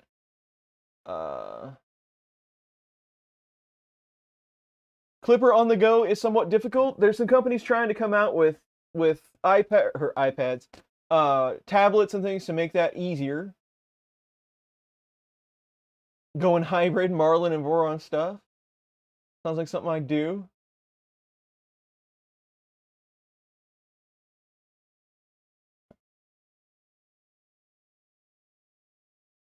.2209s have a loud, crunchy sound.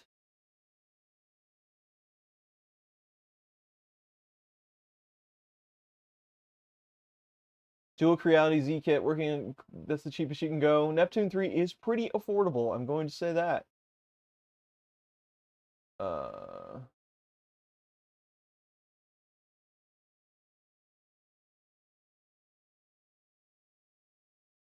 Dependencies breaking the config.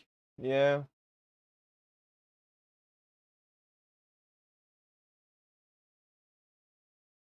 Find a compatible compute board for your Raspad 5.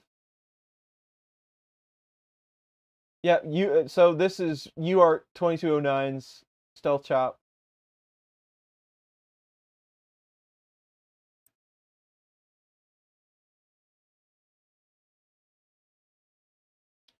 I agree. The documentation has some stuff. It has some. I don't know, what do you want to call it?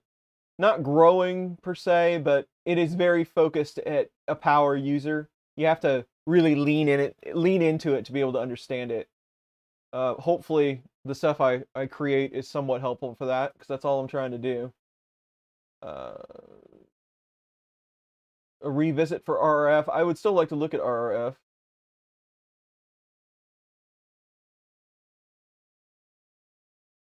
If I'm not printing a Benchy, call the cops.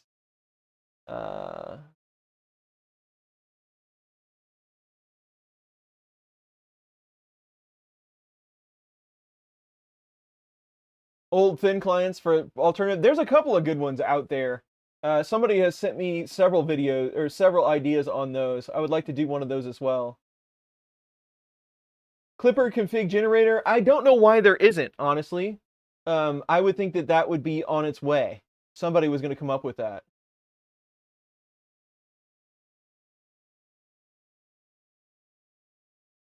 Yeah, fan of Klipper because of the being able to edit the config. Well, that's why I always loved RepRap. But forever, RepRap was what it was for a long time, and then Duet picked it up, and it was kind of locked to their architecture. That's what made using a Duet so awesome.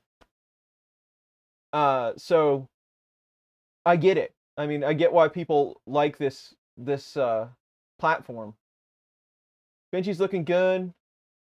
Sonic Pad, I don't know anything about it. I know they have one. I have been kind of dodging Creality. I don't know exactly what Creality is doing right now, but there's so much other stuff that if there's even a little squawking, I usually just avoid it. Or 2.4 with the orange pie, cool. Awesome. I'm glad the videos have helped a bit.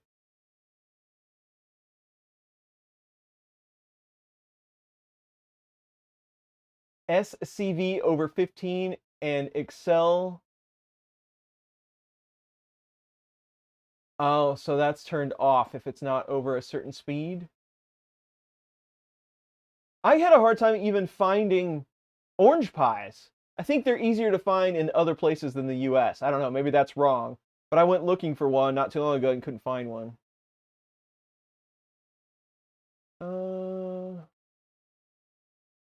I have not gotten far from running Klipper on a phone because I can't find enough phones to test. It's charging them and running a USB at the same time that I'm having a problem with. I do have a cable now that runs on some phones, but not all phones. The USB, it seems like it has to be USB-C and a newer version.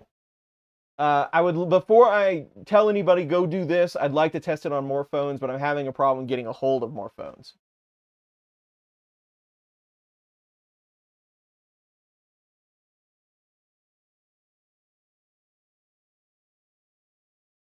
Andrew, that is true. If they get it rolled out, there is a really nice interface to help you configure Marlin that's going to be like um, directly laid over the code base. I've talked to Scott about that a couple of times. It looks really nice. I hope they're working on several different things, and Input Shaper being one of them. But I hope that they put that into some priority because that's going to be really cool. Hard to get in the US. Okay, so it's not just my experience.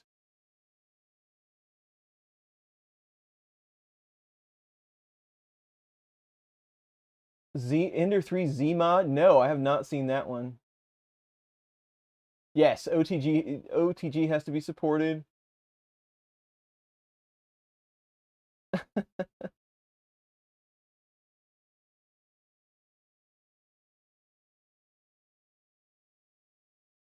A knit-based configuration, it's actually like a browser overlay that gives you click options, and then it builds the config for you. It's pretty slick. You can get Orange Pi on Amazon. Are they cheaper than Raspberry Pis? Doesn't look like a 5-minute Benchy to me either.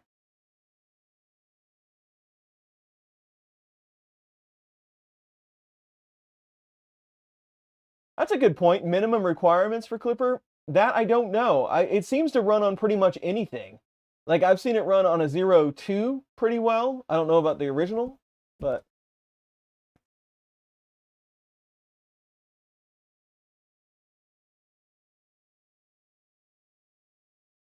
nice, John. That's awesome to hear that you've had it running that long and you were able to update them. That's really cool. $52? That's not too bad. Looks like the Benchy is lifting. It could be, but sometimes they always look like that. It might be on the outer edge a little bit. We'll see how long it hangs in there. Again, the powder coated sheets, I have not had the best luck with PLA. Crank up the speed, but not Input Shaper Excel. What was I going to? Oh yeah, that's what I was going to do. So you were talking about saving your height map. So we created the height map over here. We've got it. It's labeled default. So in the console, it's going to give you information when you do that. You have to run the save config to get that to save to your config file. But that's also going to reboot the printer. So I won't do it now. I'll probably go back and run the level again just to make sure it's accurate and all that good stuff if I do anything else with this printer. But just so you know, you have to run that save_config to get in those settings to save. And then once that is complete, if you go to printer.cfg, that's what all this good stuff here is. So somebody's already saved one. There you go.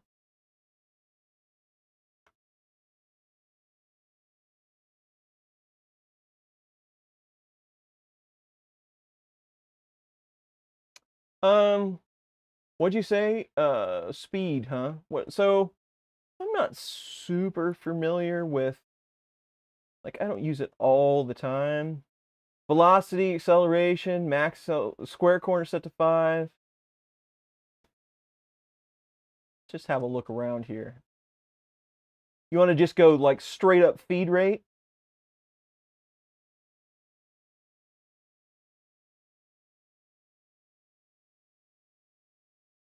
What are we getting for supposedly for speed? It's picked up the pace. Ludicrous speed. We're going plaid.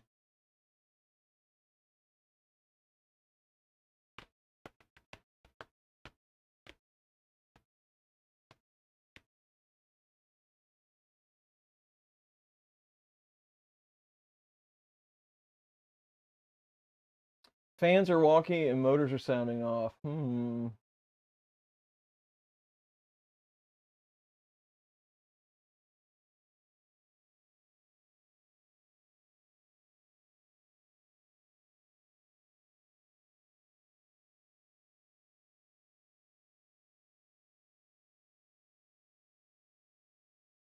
I run, somebody's talking about first Raspberry Pi. I've been running Octoprint on just the regular Zero for a long time. And if you don't have any of the, fancy features or anything, the camera works. The camera, no cameras, some of the plugins and stuff, it works fine. You got to kind of watch it though. Sometimes it'll throw you some issues, cause you some layer shifts. But definitely better to run it on a different Pi. I heard some clicking, but it might have been just the spool. Face melting speed.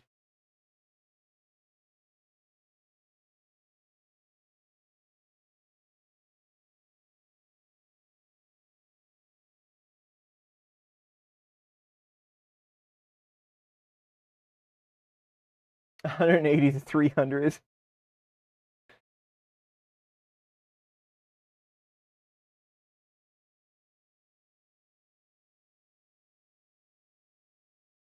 It would be interesting to see how these files were sliced.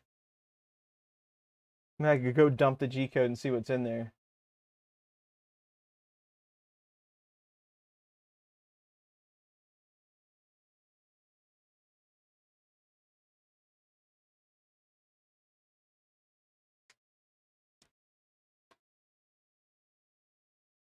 Andy is here. Hello, how are you doing? Doing well. Hopefully you're doing well. Two were sliced with S3D. Uh-huh.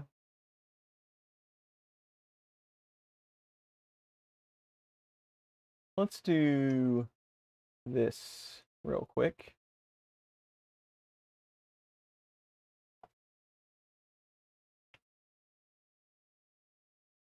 Check that out.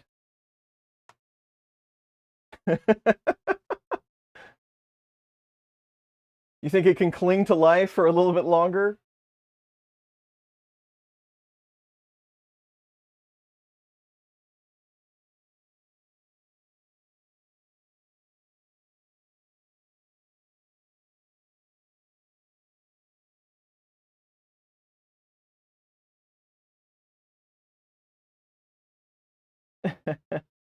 uh,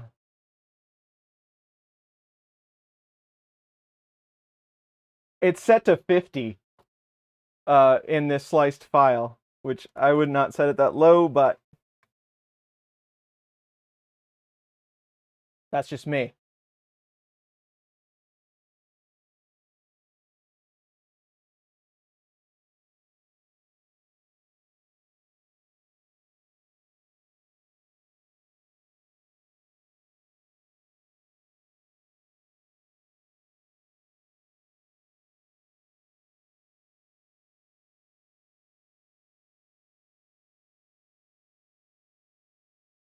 You think we could get the bed hot enough that it would remelt it?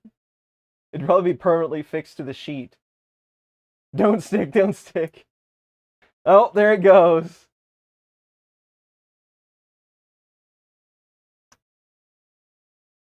All right.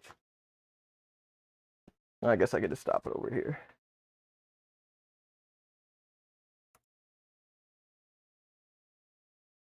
All right. So we didn't stick. That's what I was afraid of. You want to go ludicrous speed?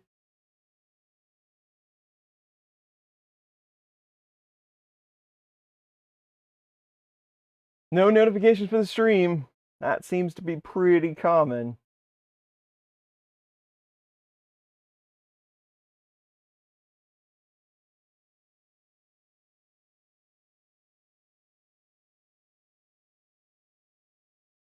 But I'm glad you're doing well, Andy.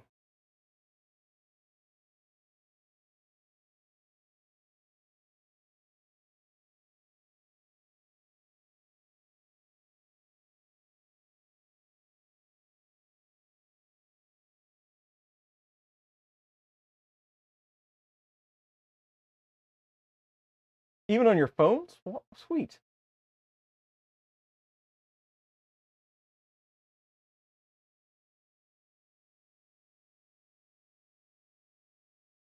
Sailing away.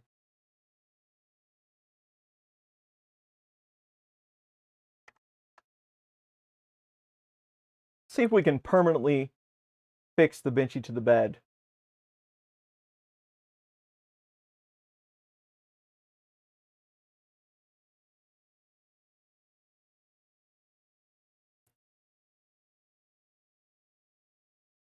Long time listener, first time caller. I love that one. Didn't get anything, yeah.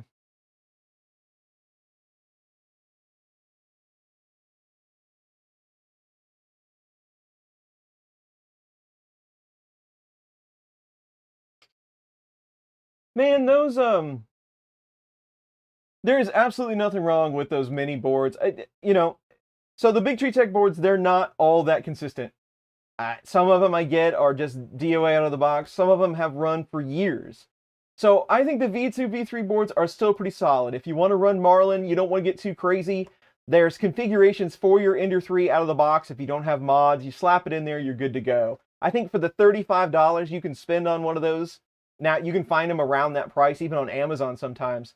I think it's well worth it. So, especially the V3, if you got an Ender 3, I think that's the way to go. I still recommend that to a lot of folks. Absolutely, additional fans are always better.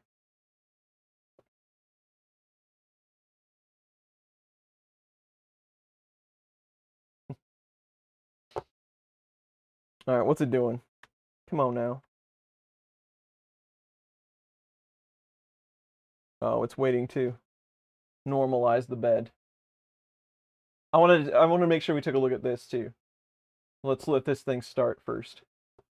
What I know there was before I start these streams, I'm like, there's 36 things I want to talk about on the stream today.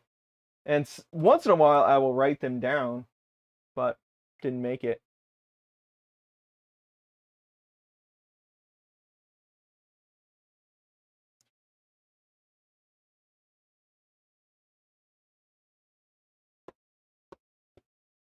Yes. That's what this is. V2S Lite.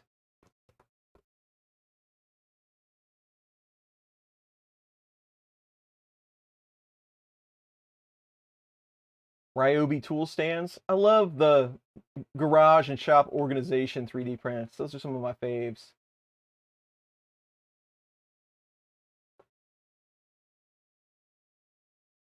Pull down the custom symbol and jam. These are a little past jamming.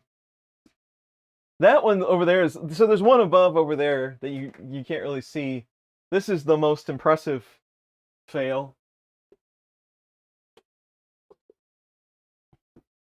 I gotta screw that in a little bit better. These are all the ones that I've knocked holes in. First it was just a chip, and then it became a giant chunk. So that one had a few miles on it though before I put a stick through it. I probably had this one. This symbol's probably, I don't know, 20 years old at this point. But they're too expensive to just throw them away. I mean, what do you do? I should get somebody to turn them down and do just smaller symbols. I used to have buckets. I used to play all the time, like all the time, 8 hours a day. And I would have buckets and buckets of broken sticks. Like just you fill a bucket and then you go dump it because it was down. My drum set was down here in the corner, so I just throw them in this bucket. I've gone through I don't know how many hundreds of pairs of sticks in 20 years.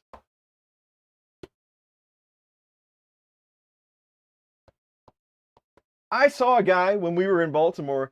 I saw a guy, a street musician, that had all kinds of different buckets and trash cans and stuff as his drum set. He was phenomenal.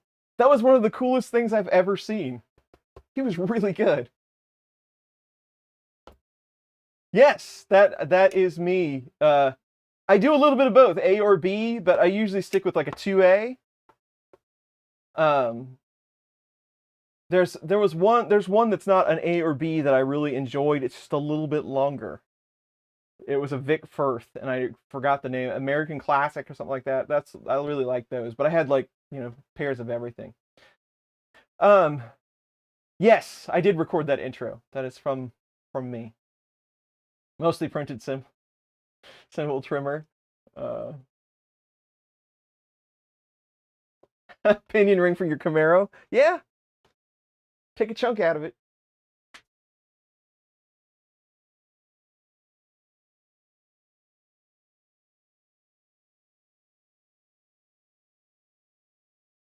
Come on, do your thing.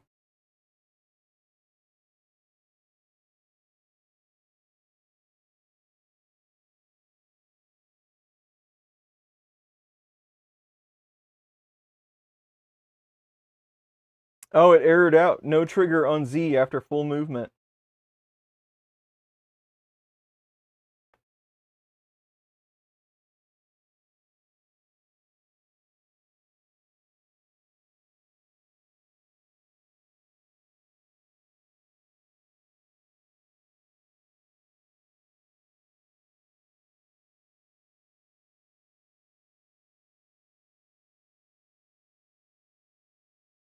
Could be. It's reset to about 5 right now. Let's see what it does this time. Bit more squish. New projects do I have coming in the future? I've got a couple of items to review. We're going to do a build series on a claw machine, which there's a lot to it to be able to do videos on. There's a lot. I'm going to continue with Klipper. We're going to do input shaper. I've got the Zax Z3 printer that I would just like to do a rundown on because I think the machine is really cool. It's very expensive for somebody, that's buying a 3D printer, but it's kind of they're going for kind of an Ultimaker type experience for companies. I don't know, it's worth taking a look at how they did the implementation on it with Klipper and how they utilized their screen and stuff. So I kind of wanted to show you around that because I think it's pretty neat. I can't even think of what else we got going on. All kinds of different stuff. So there'll be lots of content.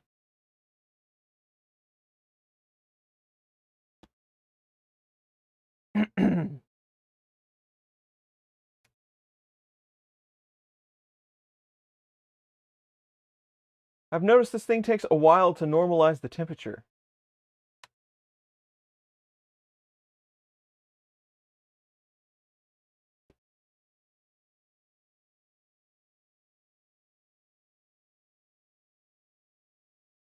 Hour drive to Sonic? Wow, that's quite the hike.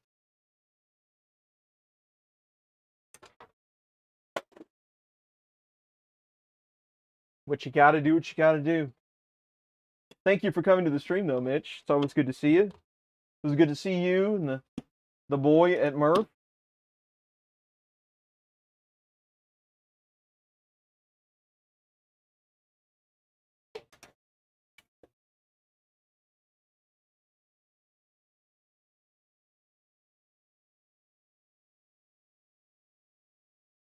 For another 3 hours. I wish I could stay for another 3 hours, but we'll probably be on for another hour and a half or so, I would guess.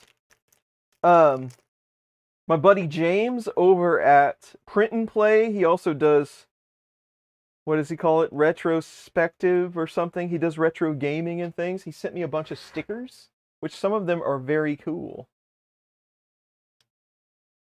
He's really he's upped his game on his stickers. I really like this one. This is my fave. Very cool. I'm not sure exactly what this is about, but he sent it to me anyway. And then this one. Thanks, James. I gotta add them to my wall.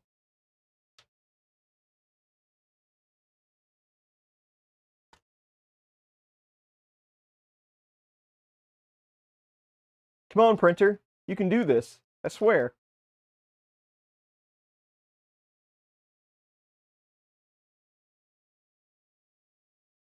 Something's not quite right. I wonder if it's confused. Let's give it another minute and see what it does. It says the bed temperature is like at 58. It is backing down, but very slowly.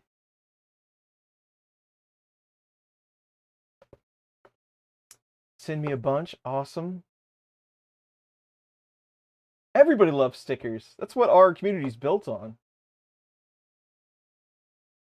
Yes, it's thinking about starting a print.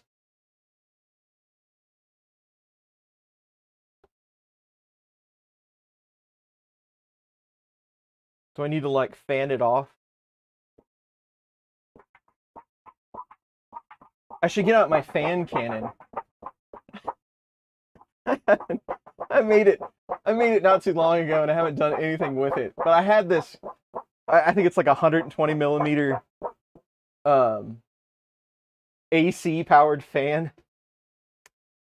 And I printed this giant shroud for it.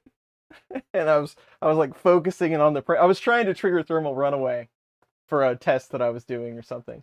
And I don't know. It's pretty funny to me anyway. It's very large and oversized. Now it's coming down faster.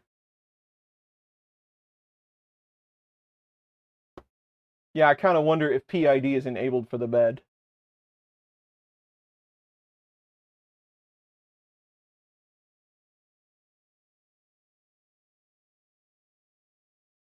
You may, Michael Cassell, that's right. Hey, I haven't seen you in a while, but I haven't streamed in a while. Good to see you. But yeah, you do graphics and things like that. That's awesome.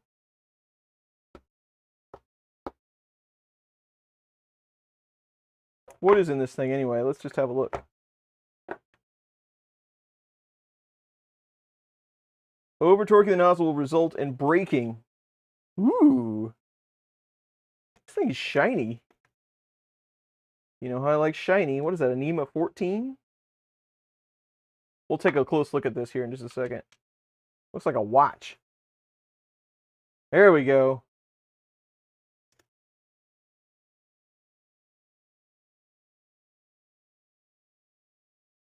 Ribbon cable, is that what that is? No, it's just copper ribbon, it looks like.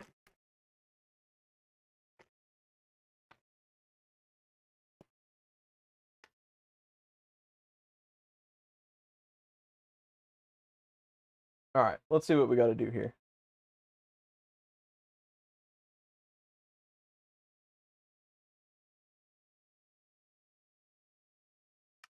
We'll give it a bit more heat now that it's started, and just a little more squish.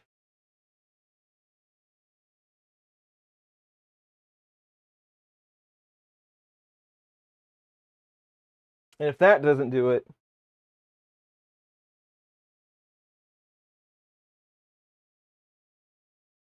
I'll be sad. Okay. All right, so let's do this real quick. While that's getting started, let's have a look at the extruder they sent me. I think it's pretty cool. I don't know what that when they send me parts and extruders and things like that, I never know what I want to install them on. That thing is lightweight though, I got to tell you that. So this is the H2 VS2 Lite. Check this thing out.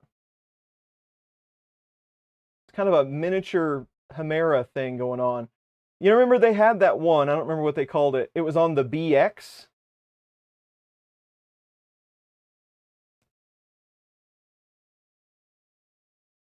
It's got a fairly large drive gear there.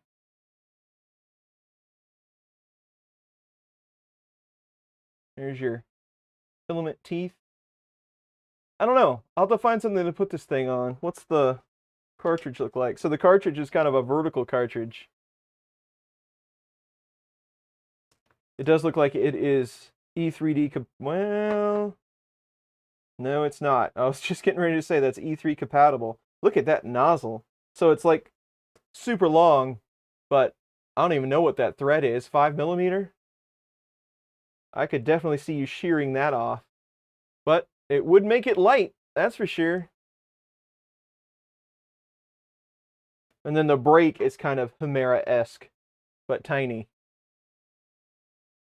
I don't know about you all, but I'm not really the easiest on things.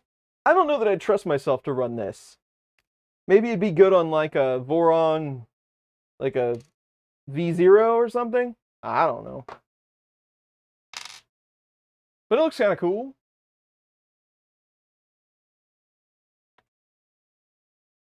Normal H2. Is that what that was called, an H2 as well? I can't keep all the names straight.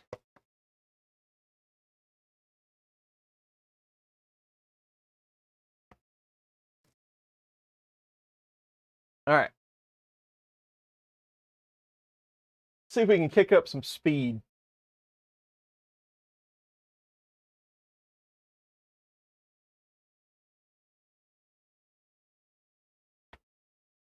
Let's jump up a bit.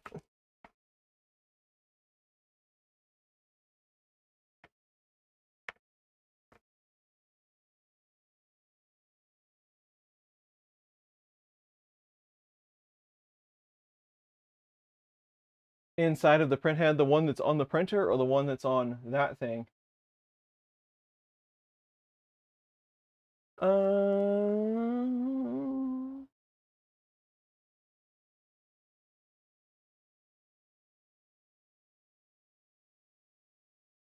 See what this gives us. Printer. Yeah.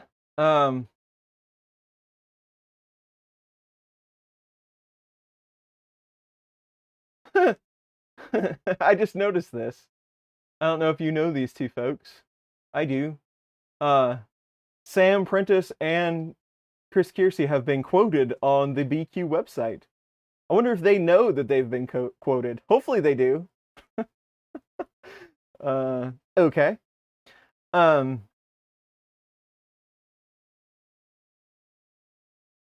was hoping it would show you like the inside of that housing.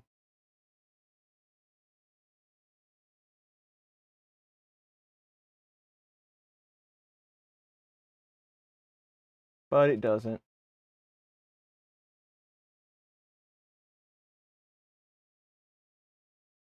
Camera plug and play. I don't know.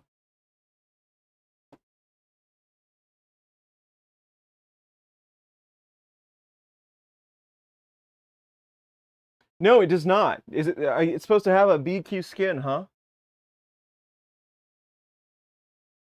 Mine's just regular mainsail.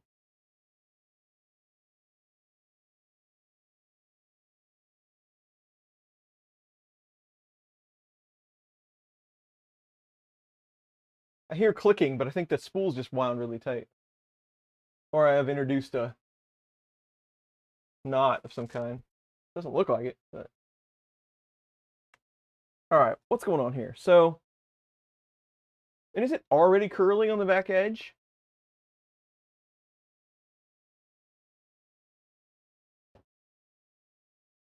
Time-lapse plugin? I don't know I don't think mainsail does that. I don't know. I've never looked.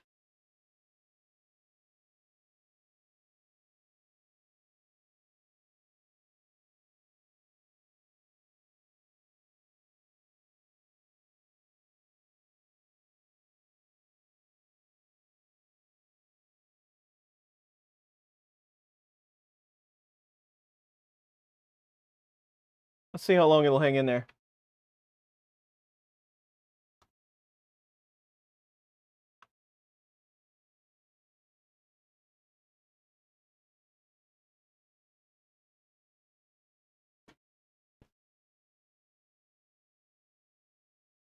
You can add it and it gets included in the update panel. Cool. Plug a camera into it. I wonder if it'll allow you to update while it's printing.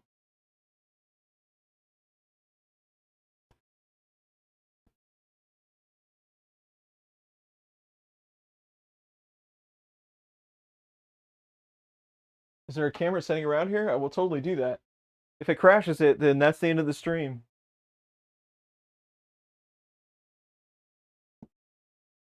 Let's see what we got.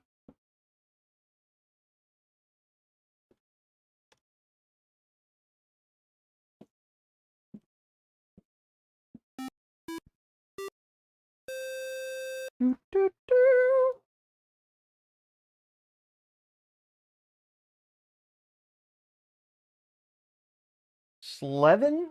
Awesome name. Thanks for the sub. Looks a little loose. It does. See how far we make it.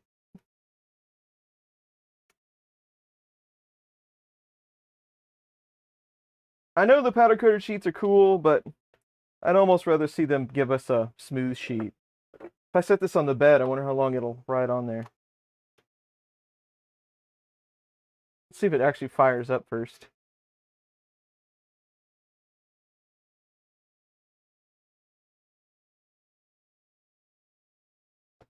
Get a quick recap.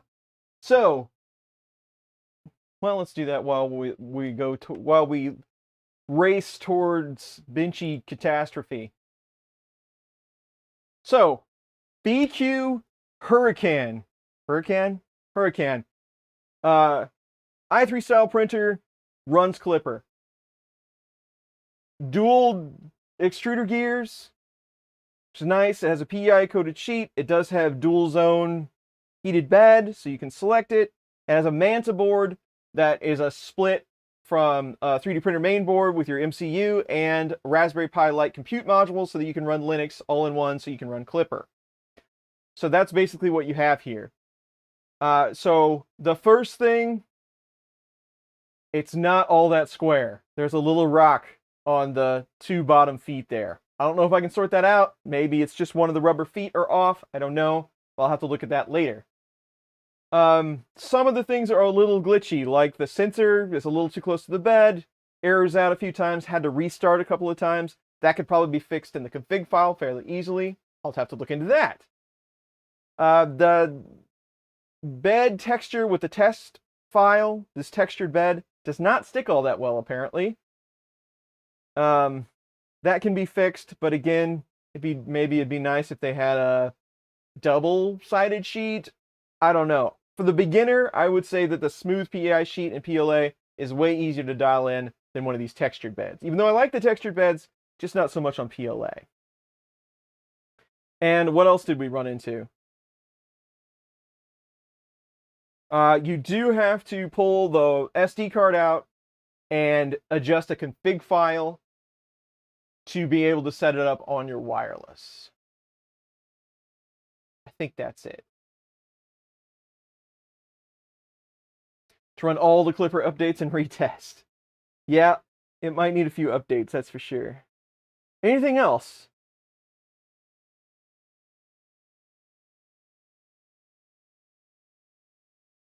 I don't know. I think that's about it. So far, I mean, it's not bad. It's $370. It's on pre-order. It is not a Kickstarter. I appreciate that. Does have filament run out.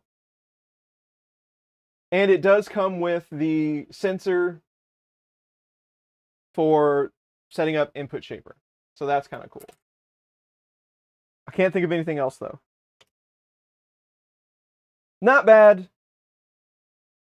I mean, it's better than trying to take an Ender 3 and go through all the steps of setting up Klipper, maybe. I guess. But that was my biggest concern about, like, well, not concern, but that was the biggest thing about taking this printer. It's like, okay,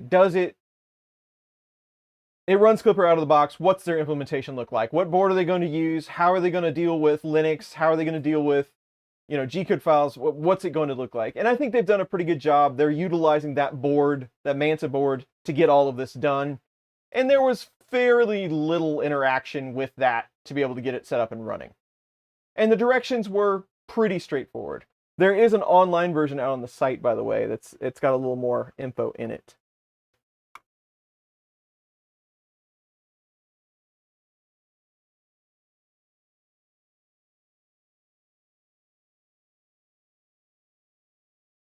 Isn't there like something you have to do? You have to like kick on, like you have to enable webcam or something before it'll come on?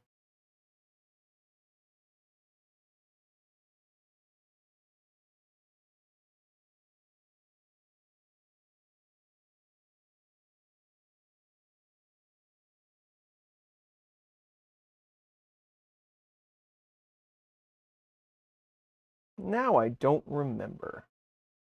Thought there was like a tick box or something you had to hit before the webcam would jump up.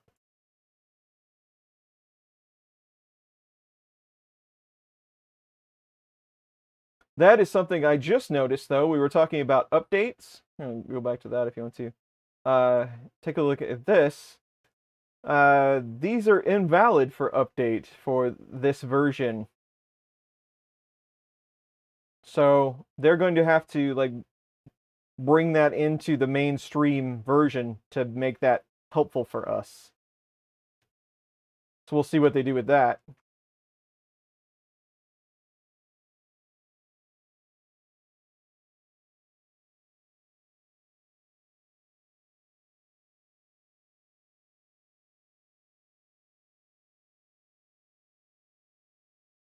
Yeah, I mean, this is the regular camera, but I thought for some reason I was thinking that there was like something like you had to like there was a check marks on the general console on the dashboard or something that you had to say yeah, display the camera, and that would kick it on.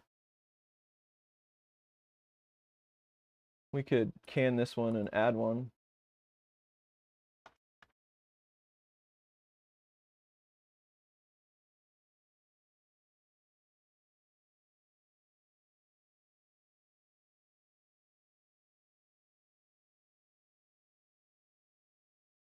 Yeah, it might need it, you know, in the middle of a print too. It might not be so happy about that.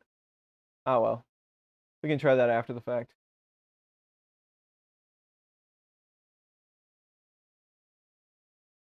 This one looks like it's going down a little bit better. There's a little bit of creep there, but a little extra squish seemed to help. I turned up the temp a little bit.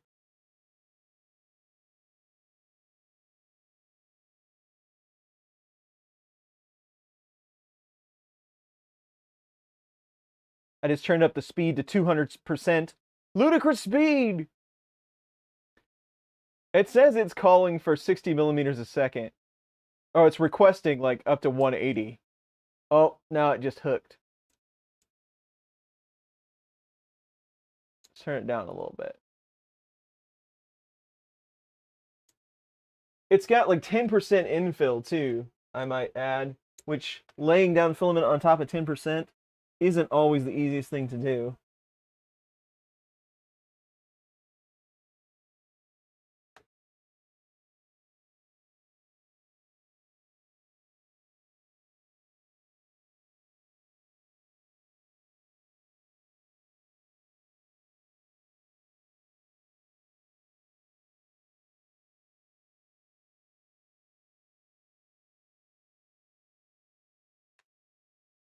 We lost about half of our viewers.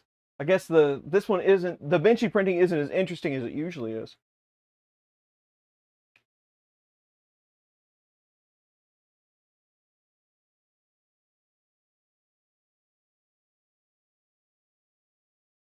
Straight belts on the X. It must be like for these configurations. I've thought about that too. That's why I find that comment interesting. I don't want to make you sick, so let me do this. You can see it pretty good in that shot. Why do they do that, right? And the only thing that I can come up with is the way that they have kind of cloned all of these brackets. So all of these brackets, the carriages for the wheels are pretty much the same. And you can see over here when it pans that right there, most of the time what you see is they run that belt over that gear and then try to hook it in that bracket, and they put a crimp on it. The only thing I can think of is it's just ease of assembly. I mean, I think you could easily remedy that, but that's like the fastest possible way to get this thing together and make fully terminated belts for you to use, I guess. I've often wondered that myself, though. So I don't know. 5 minutes times 20?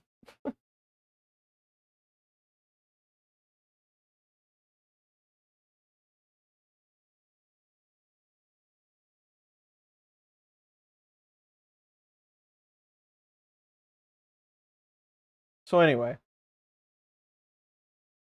Well, I'm printing Benchies today. What's everybody else gonna do? I know somebody said they were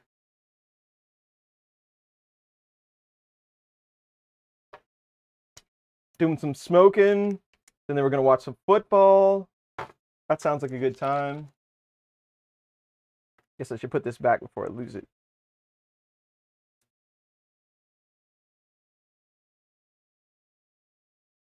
It's starting to get pretty chilly around here. We're winding down for the winter, that is for sure. It was like 23 the other morning when I woke up. That's just no good.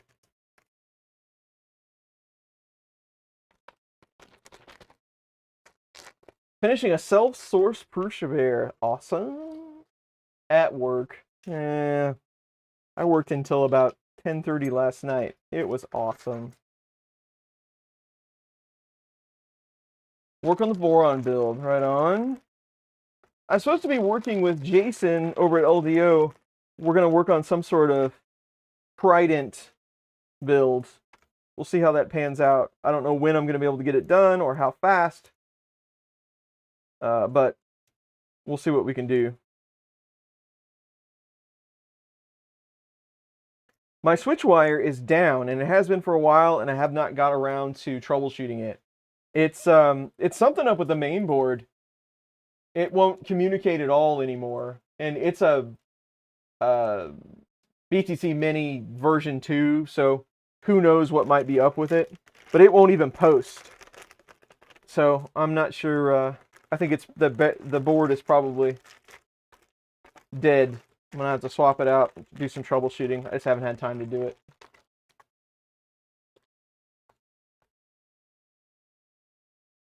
Yambo Prime, is that how you say that? Welcome, how are you? Working on your Mark III. Excellent. I was trying to do some PETG on my Mark III on my MMU the other day, and it did not go so well. So I need to figure that out too. A whole list of problems, 3D printer related. That's my whole life. But that's okay. It's kind of fun.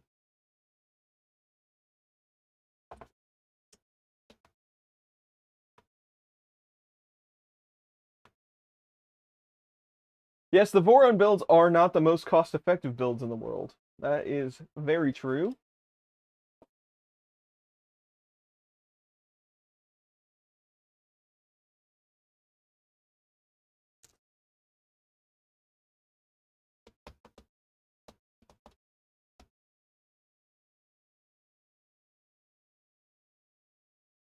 Upgrading to the V3, awesome. Working on the Ender 3 with the V3 TFT display. Excellent. Supposed to have some parts coming. I'm kind of running down to the wire. So the candy machine that I'm working on right now for the build series is Halloween themed because I'm doing it for a Halloween party. So, you know, they can play it at a Halloween party. So I have like a week to get it done. And I've still got all the printing for it. There's a lot of printing, like 5 days worth if you only do it on one printer. Because they're very large pieces.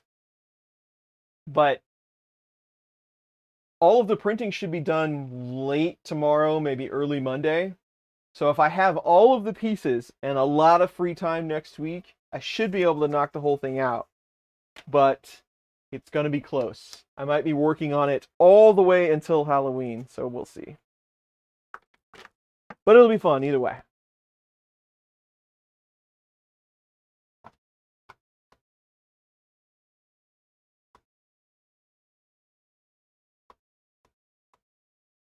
Franken printer is getting a cooling duct.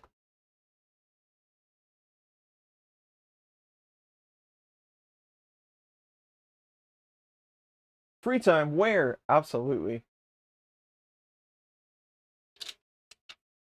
I hear that. Feels like we start these streams and then we go straight to cleanup. And then it's no more stream time anymore. I gotta work on my stream deck sound effects for the next stream. The next stream we're going to take a look, and I'm hoping to get that done in a couple of weeks. I do have some travel for work coming up that's going to hamper that a bit. We're starting to travel again. The next stream, I have a Prusa enclosure that I would like to build and check out. I don't necessarily need a Prusa enclosure, but it looks like a pretty cool design. So I thought we would hang out, build that, and just have a good time.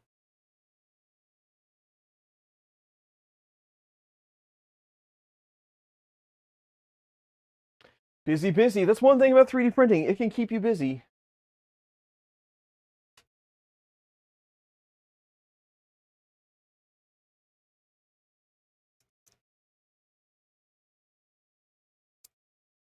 Awesome. Big Ender 5 upgrade. Got the Ender 5 for 80 bucks. Nice.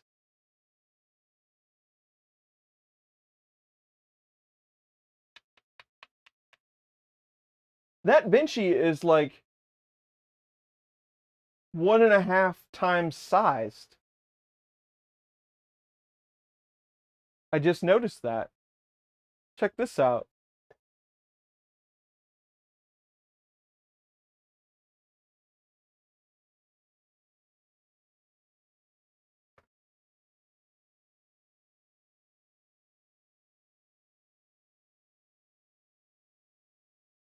That can't be a stock Benchy.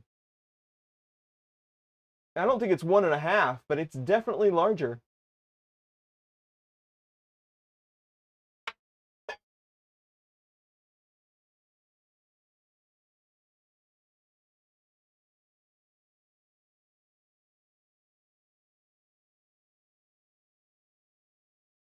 Prep work for you 2-4. Awesome. Ron is lightsabering. Excellent.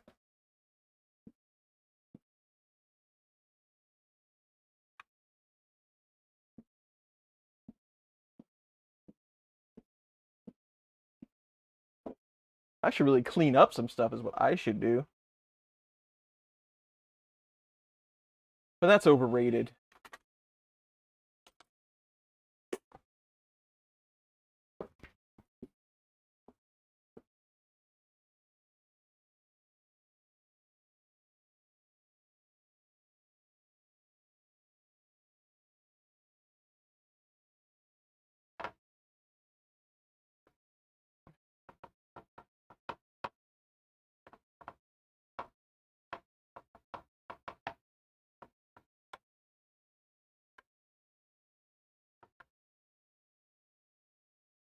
When grandkids know you have a 3D printer, you stay busy? I'll bet.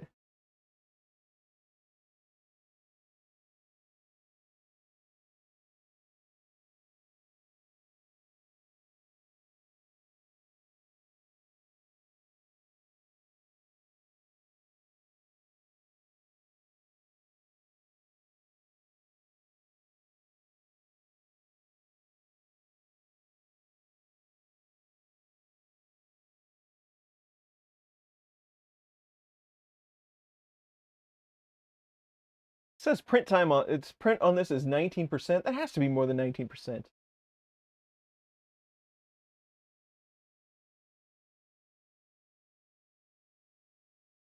I'm not sure what mainsail or any of these front-end interfaces use for estimation. Do they just go by the slicer estimation? You know, pretty sure they put in like, I think it's like an M73 or something to try to plot out the G code and give you, estimates. Yeah, there's 312 layers on this. Does it say how big it is in mainsail?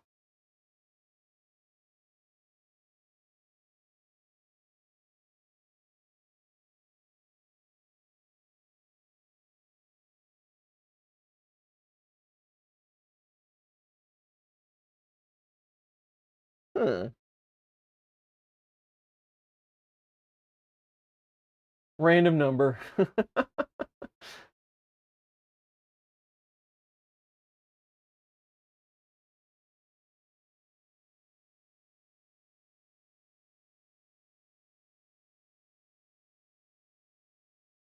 The top finish is done. Here, let's do this.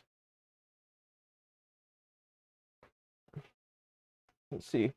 Try to get a little different angle on these. You can see the different features.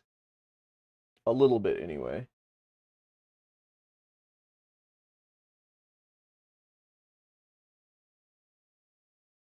I think the bi-colored filament too makes it a little harder to see imperfections and such.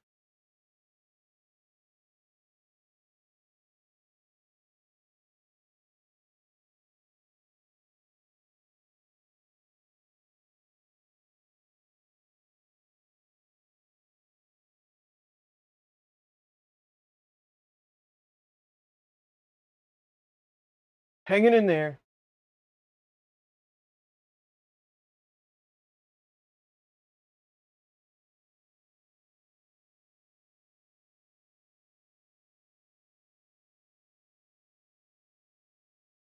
Finger in the air.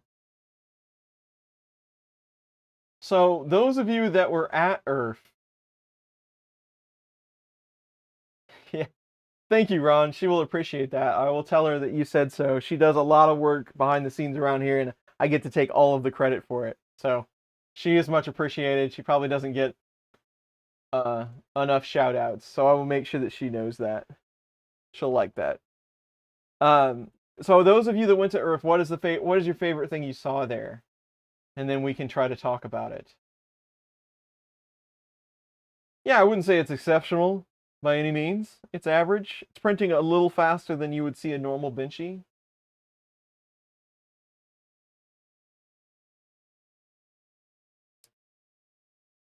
When's she coming on the live stream? I don't know. We could probably set something up. I don't know what she's been doing a lot of the interviews and stuff if you haven't seen those. I don't know what we'd live stream together. She's probably not interested in that at all. But you know. It's always the wives, I know. I would like if she wasn't behind the scenes doing stuff, like I would never eat any foods, I would never get any sleep. It's the truth. So I'd never get any of this stuff done.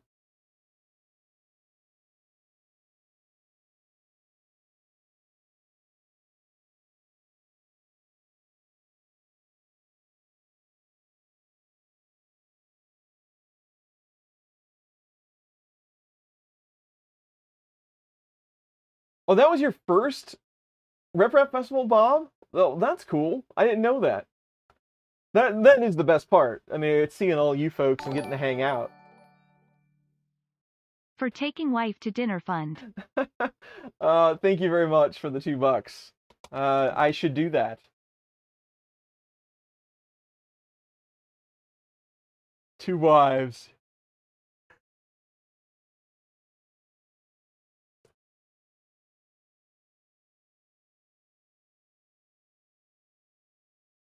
Trying to think if I have anything else really cool to show you. Let me take a walk out here. Oh, did you hear that Alien 3D now owns MakerBox? That was kind of interesting. I need to talk to Josh. How's that going to work? Like, you know, because he's down in Florida. MakerBox is up there in Delaware. Is it in Delaware? Delaware, I think, yeah. Newark, Norfolk, something like that. Like, how's I just kind of wonder how that whole thing's gonna work now that he owns that. I need to talk to him. We should do like a live stream. Like, Josh, what are you doing, man? I think it's awesome. That's cool that he's growing his business, but as far as I know, Josh is kind of a one-man show. That's a lot of work. That's a lot of boxes to go out. Packed it up and took it home. That is crazy. Dan's here. Here, what's up, Dan?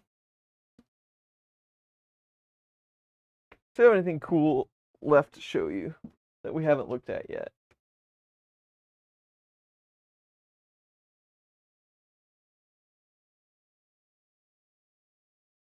I don't even have any like super cool filament that you haven't seen. That we're printing with the coolest filament that I have right at the moment.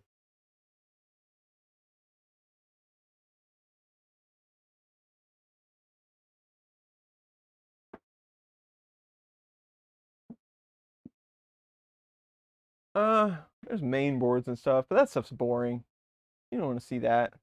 That's what I mostly get in the mail now is main boards. Here's my oversized E3D buggy. Keep up the good work, man, honestly. Jetman, that is awesome. Thank you very much for the 50. That means a lot. If you don't know who the Jetman is, he's been on YouTube doing 3D printing. He's been around doing 3D printing forever. I've watched a lot of his videos over the years.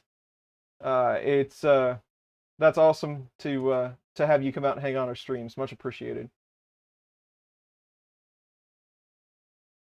One arm paper hanger before the sample machine comes in.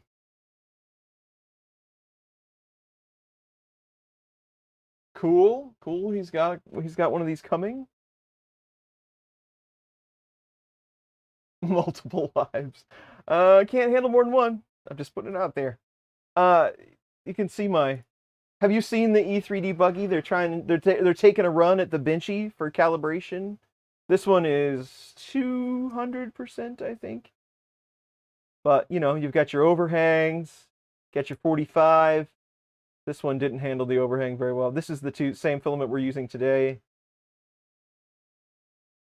It's cute. I don't know if it'll overtake the Benchy, but I like it. And the fact that it has it's flat on the bottom so that you can print it, that's pretty cool and all. But I think it's pretty cool also that it's like, it assumes that it has 4 flat tires. I think that's very fitting for us. But it's kind of a neat model. It's out there on printables right now if you want to check it out. It's supposed to be printed, I got a smaller one here. It's supposed to be printed this size. This one is super stringy. That PLA is garbage. But that's what the regular size is. So there you go. It's fun.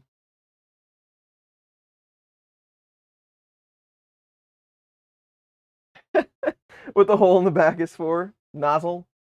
Yeah, the first thing I was thinking was like, what? So they're trying to, you know what they're trying to do, but I mean, they're trying to see how round that hole is after it's done. But first thing I thought is like, is that where the jetpack goes on the E3D golf cart? I don't know.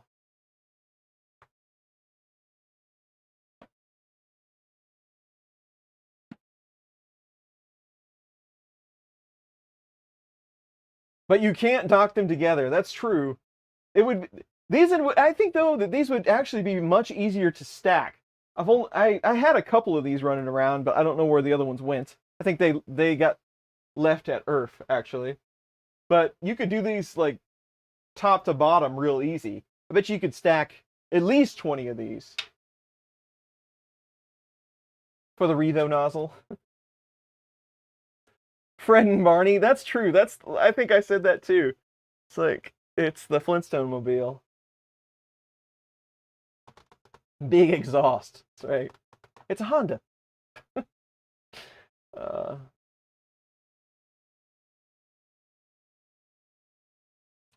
it's not doing you any good on that, is it?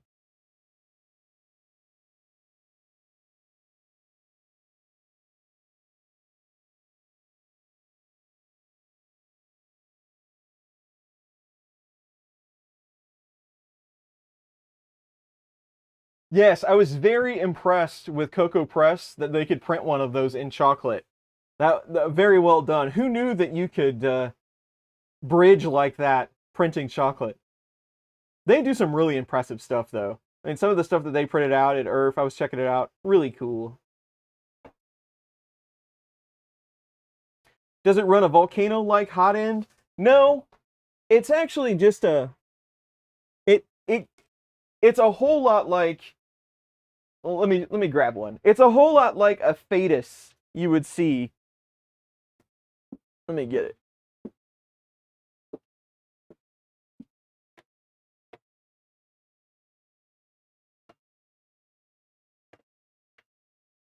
Well, where is it? There you go.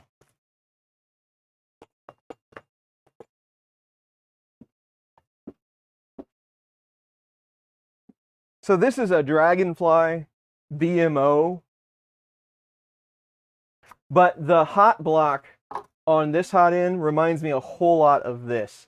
Now, the heat sink inside there is just like a big square. There's really not much. I mean, it's not rounded or anything. It's just a big aluminum block is what it looks like. But the hot block looks a whole lot like this. It's coming into the side just like this one does.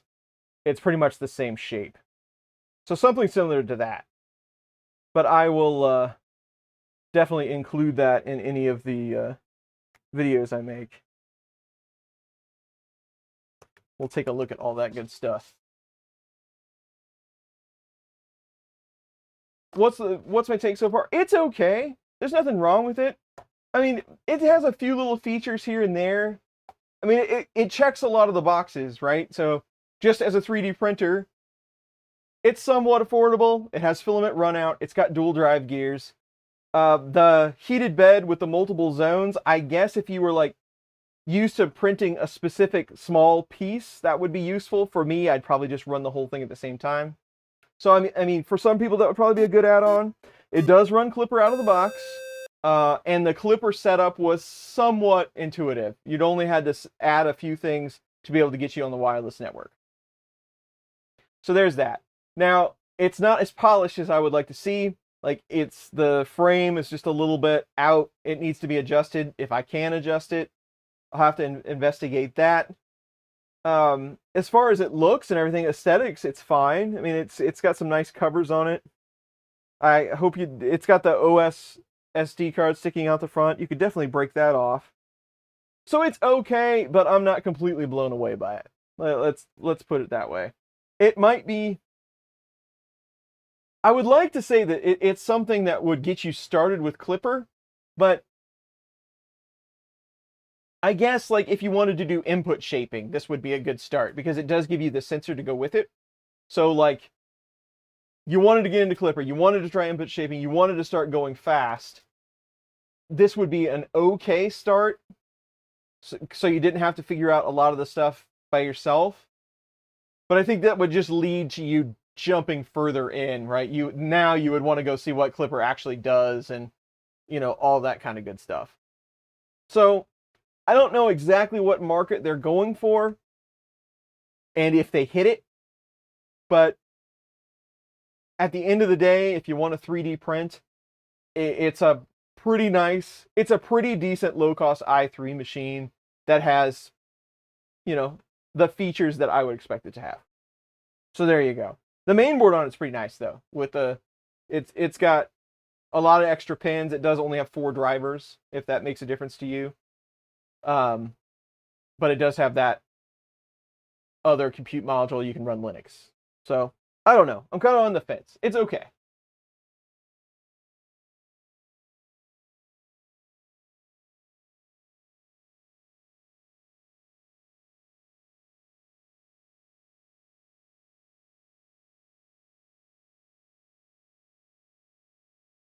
Yeah, okay. Yeah, I get it. Yeah, the front probe does kind of make it look that way.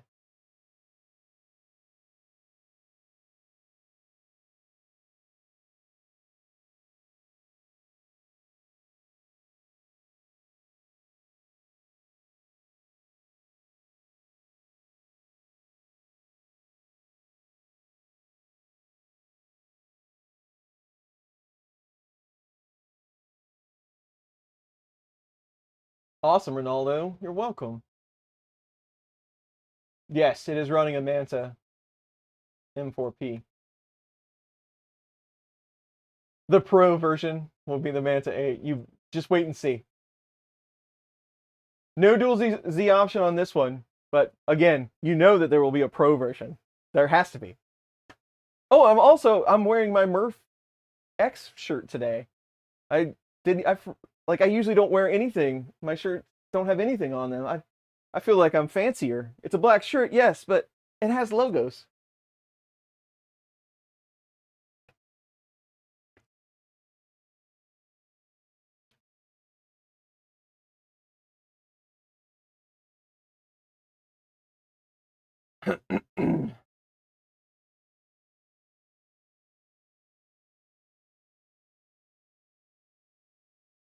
CB1 incompatible with Raspad. You know, I never really got into looking at that thing. If they didn't make it clear, though, that's kind of a shame.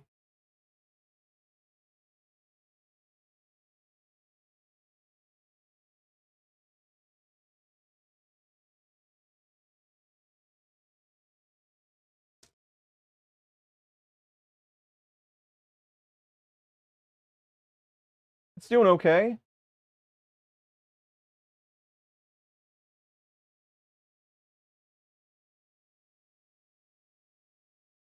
I'm sure there will be some tuning that has to be done.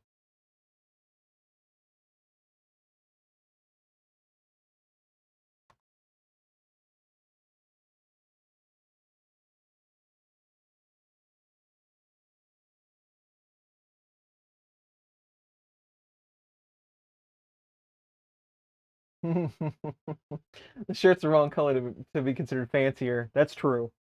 True.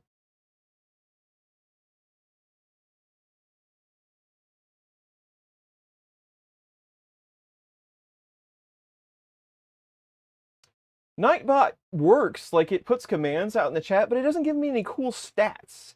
It'd be cool if it worked a little better at keeping up with the chat, so it told you a little bit more about what was going on.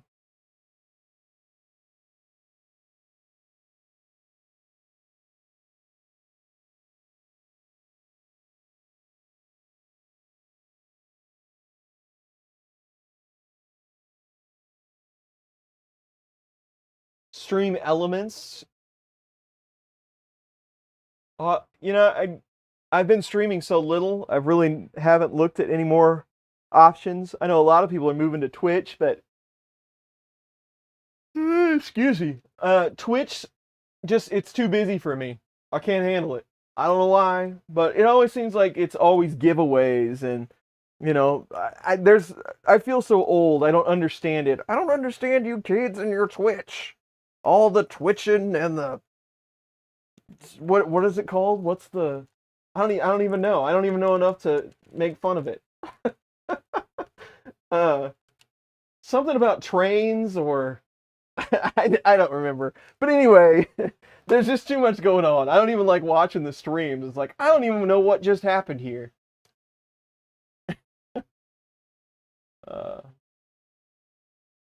Jesse, you're very welcome. Thanks for watching. Hey, the real Sam Prentice is here. What have I done to this printer? As little as possible. What has it done to me?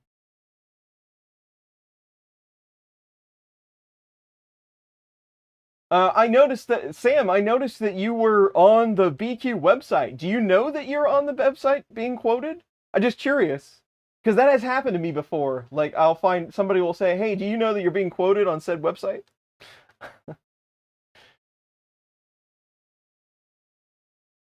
Shouting at the clouds is my job. I love it. Someday I'm just going to break down and sit on the porch and start spraying people with a hose that walk by. I mean, that's really all that's left for me to do.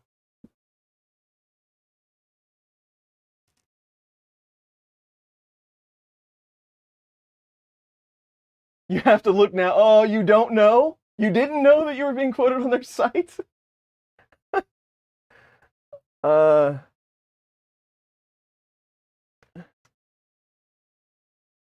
There's the page if you need to go look. That's hilarious. Well, hopefully it was a good quote and you don't mind because they did quote you.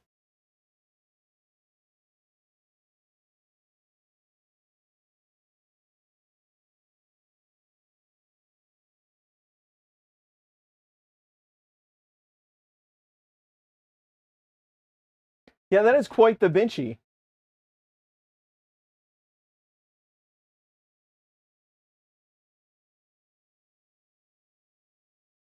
Now I feel like I need a set of Benchies like a wrench.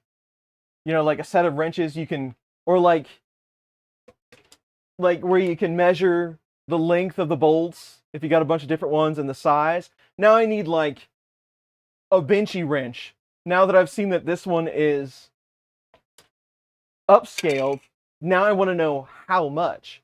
Like, I can usually get pretty close. I can guess, like on the bigger ones, how close to the percentage of an original Benchy it would be. But now I kind of want to know, like, exactly, is this a 125? Is this a 150? I don't know. I might have to come up with something like that. A Benchy decoder.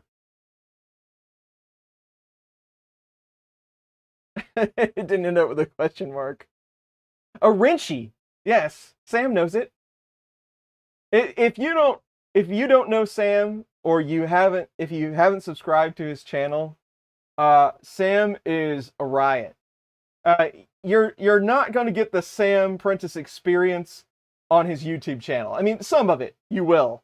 You really have to talk to the man in person, because he's a lot of fun to talk to. And hopefully someday you all get the chance to talk to Sam, because he's quite the guy. A lot of fun. I very much enjoyed talking to him at Earth this year. Well, I saw him at Murph as well, but I actually got a little bit more time to talk to him this time. But go check out Sam's channel.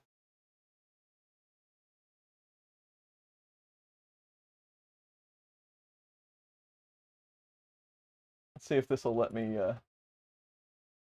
not blow things up. There you go. What's going on, guys? Sam Prentice here, back once. Nice. Oh, he has his Murph X shirt on in that video. There you go. Go check out Sam. He's fun. You didn't say any of those things in that quote. I don't know how you feel about that, Sam, but I would definitely talk to BIQU. I hope I will be talking to them as soon as I get off the stream, making sure that I am not quoted about anything for this live stream. I don't think they will, because I really haven't said much. But I did not agree to that. They said free printer. I said okay. That was it. You're welcome. You deserve it. You do some cool stuff, Sam.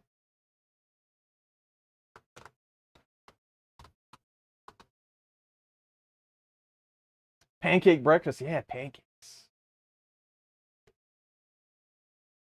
We actually did. We went to, at Earth, we stopped by an IHOP and had some pancakes. I usually don't have pancakes, but they were actually pretty good.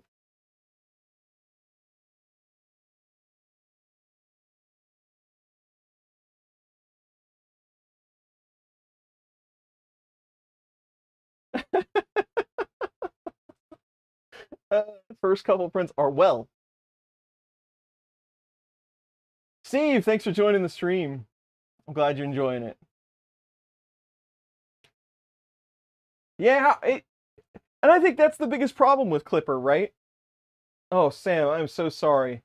I'm not subscribed to your channel. I just fixed that. I'm terrible at it. I apologize. I am now subscribed. That's the biggest problem with Klipper. I think when people jump into it, they're not. It's a little too intimidating. There's too many little pieces, and it was really hard for me to break down. I did a Klipper video, I don't even know, 3 years ago now. Like, this is how you set it up, this is how it works, but it wasn't near what it is today, like with all the different features that you can do. But it was still kind of the same process to get it up and going. Probably a little more command line than now. Mainsail fluid were just like probably getting kicked off at that point. But that's what I tried to do in the video series. Is like, where do I even start? You know, so I tried to go like old school, what the manual says. You know, because if you go look at the Klipper documentation, it's like, do this, do this, do this, Octoprint, use this plugin, you're done. So that's where I started. And then I went into like, well, your mainsail and fluid are somewhat easier, but you still have to compile and get your bin file over your board and all of that. And then you have to find an example configuration and do that, which there are a lot more of those now. So I've been trying to break it out piece by piece. Now we're into the features, right? And that's where that's where the easy part is for Klipper, in my opinion. It's like once you get over that initial hump, then you have this config file that's easy to maintain, easy to change up. Like Pressure Advance, that's a great feature. There's a lot of bang for the buck there, and it's super easy to set up. You just run some prints, put a command in your config file, done. So I tried to break it up like that because once you get over that, I think it's a really cool firmware. Really easy to use. and you don't have to keep compiling. And that's what I always hear about Marlin. You have to keep compiling, and VS Code updates every 5 minutes, and it doesn't compile the same way twice.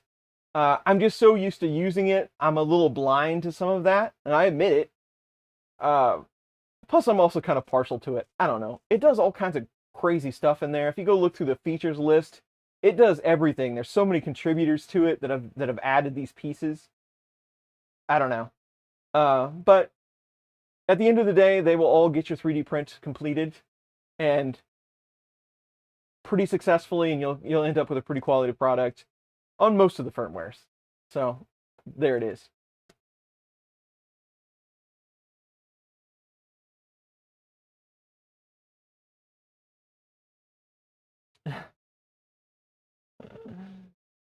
Uh,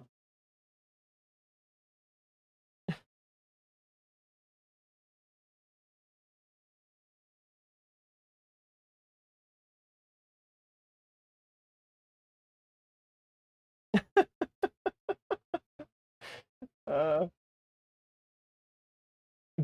Sam, do you have a side-by-side with Uncle Jesse? Now I'd like to know. Now I'd like to see, because I mean, I know who you are, but are you that similar? Now I'm trying to think. I don't think so, but maybe.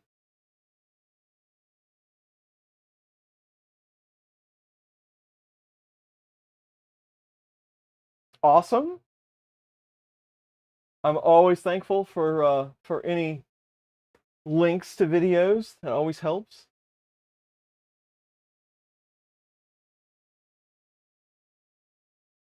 That is something that I've been wanting to try too. Like, people keep pointing me at, I don't even know how to say it, that the tool, it supposedly makes all this implementation easier. So I'm going to check that out too.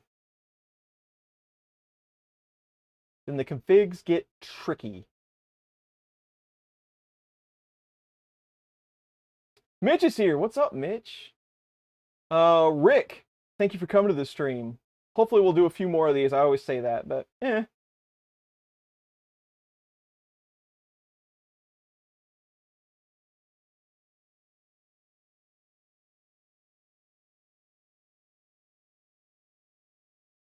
why you need Klipper in your life. And I guess that's the real question, right?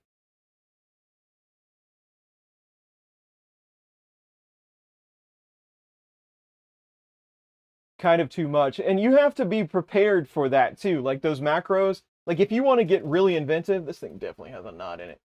If you want to get really inventive, you've got to really deep dive on what that code does if you don't know how, if you don't know anything about it.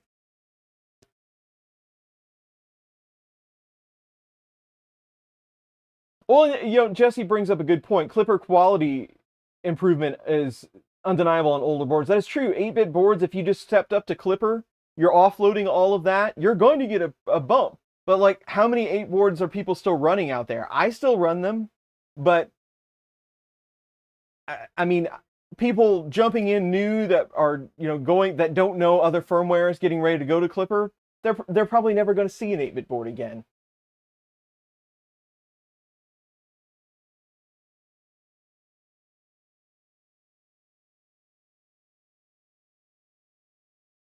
Thanks, Mitch. I appreciate that. I'm going to do a build series on that, so hopefully other people can start building them as well. Prusa still sells them, so that's very true.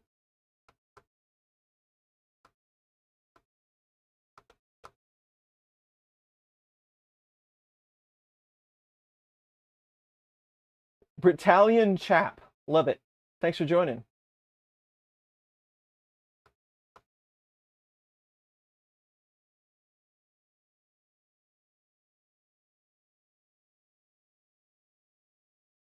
Lack of update by SD. So, I mean, that's fair point. I mean, I think we're out of that now, right? I mean, that we're over that.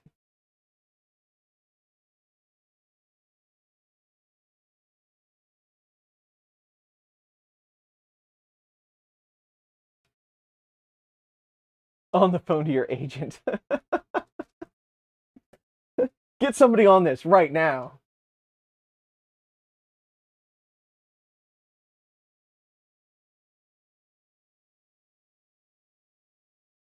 How fast is the currently success? I've seen like 54 millimeters a second. It says it's like 180%, but that really doesn't mean much. It depends how they sliced it. I would have to go through the G code to figure that out, but I'm not that worried about it.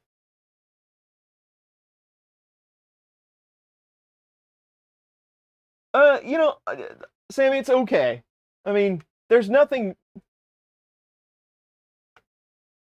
I guess the real question is, if you had this printer, if you had two of these printers side by side, one was running Marlin or RepRap and one was running Klipper, because I think the point is the fact that it runs Klipper, right? It's like a lot of other 3D printers out there. It's not that far from the BX.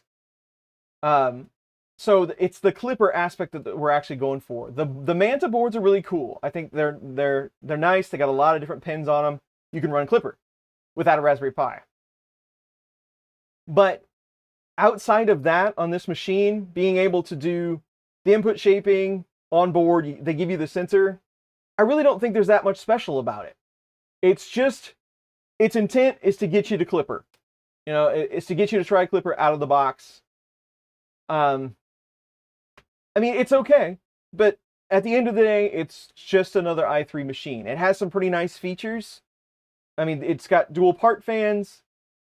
You know, again, the extruder's a little different. It still only has one lead screw. It's okay, but again, it's all about Klipper. You could take the same machine, run other firmware, have pretty much the same results. And Klipper is going to allow you to print faster if you get input shaper working and everything, and maintain quality. There's no doubt in that. But on this style of 3D printer, where you got the bed moving around, are you really going to be able to get up that fast? I guess I could try that out. You know, like, without some hardware upgrades. Just doing how it is right now. You think you're actually going to make it that far? I don't know how fast you're going to be able to go. So, I guess the real question is Klipper going to be able to utilize, are you going to be able to utilize Klipper with this hardware? Kind of doubtful. Maybe a little bit. Again, you can input shape, but I don't know. I really see, at this time, I really see Klipper, you know, in a lot, for a different style of machine. You know, drop bed, you don't have to push around a whole lot of weight. You can go super fast. We'll see. I think this is kind of a trial, though. This is why they did this. Like, is there appetite to have these styles of printers run in Klipper? I guess we'll find that out. And, you know, as I use it, maybe it will be different. But you could do the same things on this printer with another board, or even maybe that board, I don't remember. But you could do the same things with RepRap, Wi-Fi, all that stuff. Config file, you don't have to recompile. So, are you really utilizing Klipper? That I really can't make a call on that yet, but we're going to give it a try.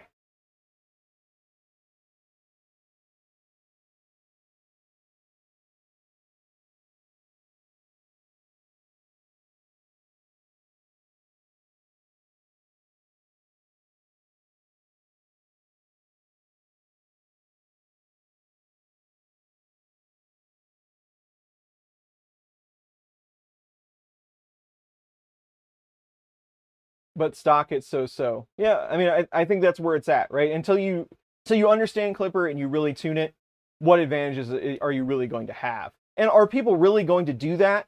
I don't know.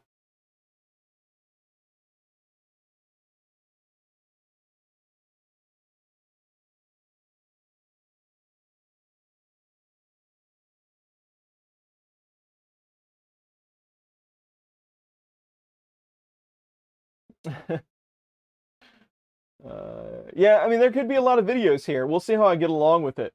If it makes it to the next videos. Also, it's like, for me, sometimes, you can quote me on that one.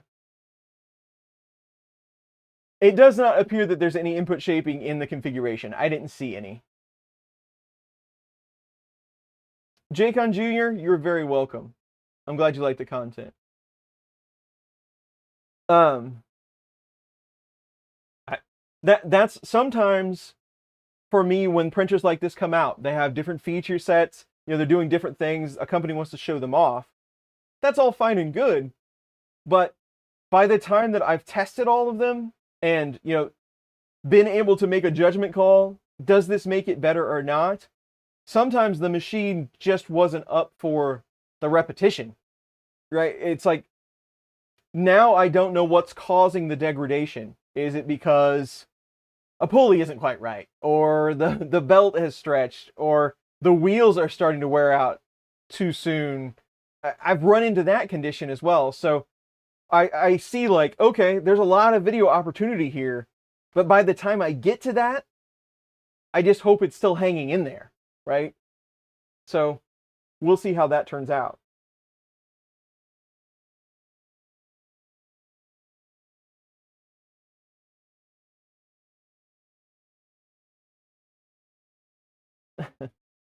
T-shirt.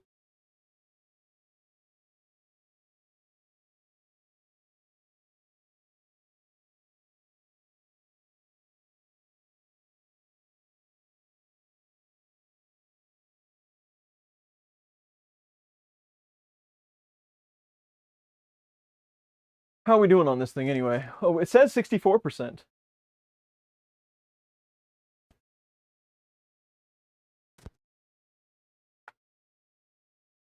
You can see some of the white change. Like, with this one, I found, like a regular size Benchy, you got all the white on one side and all the purple on the other. It's like Steven Tyler in that one video. I've probably just really dated myself.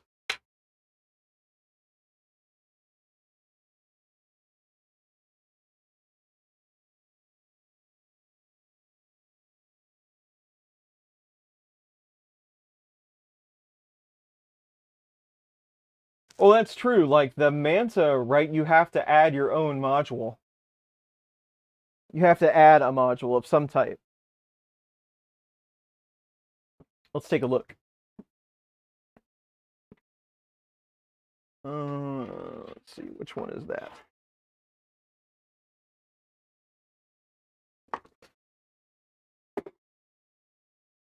What was the other one we were talking about?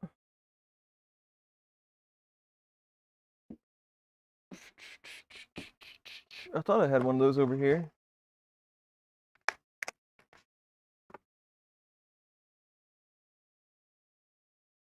Yeah. Yeah.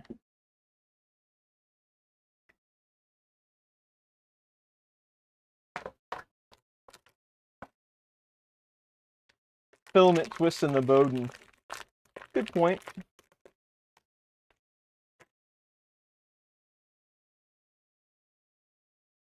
That's not what this is it?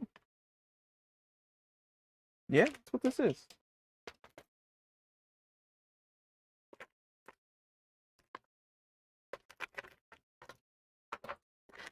So, here, let's just step back a bit here.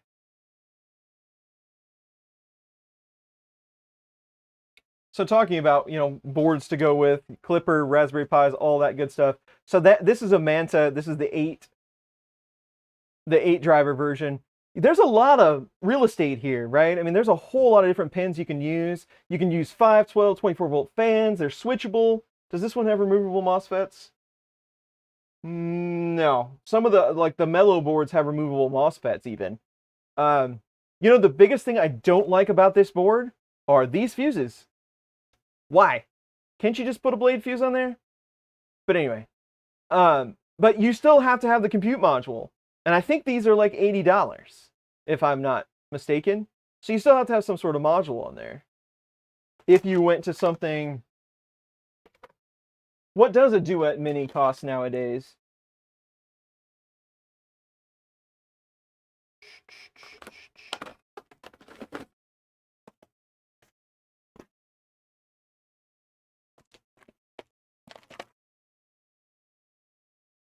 Yeah.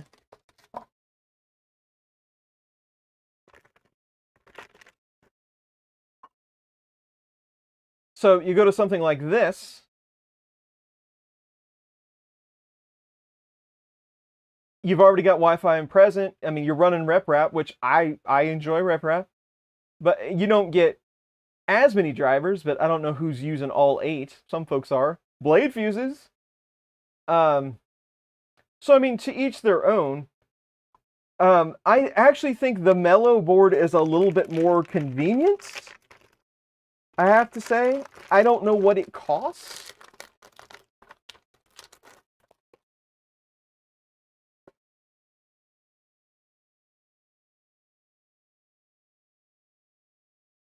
The wiring diagram inside the bottom panel. Somebody said something about that, but I did not see one. Maybe I just missed it. Core XY makes 8 very useful. Well, I mean, if you had, so what? You got 1, 2, 3, like 7 if you had 4 lead screws. So if you're using 3, you got 6. What are you using the other 2 for? Other extruders?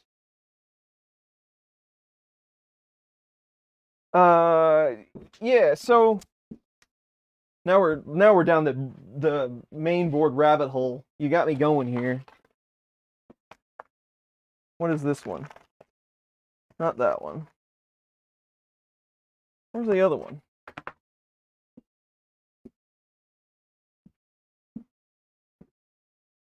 Someone Google this for me. I don't remember what it's called. There are 2 versions of this one. Fly Gemini version 2. See, all of that is baked in. Now, it doesn't have Wi-Fi. You're going to have some sort of dongle.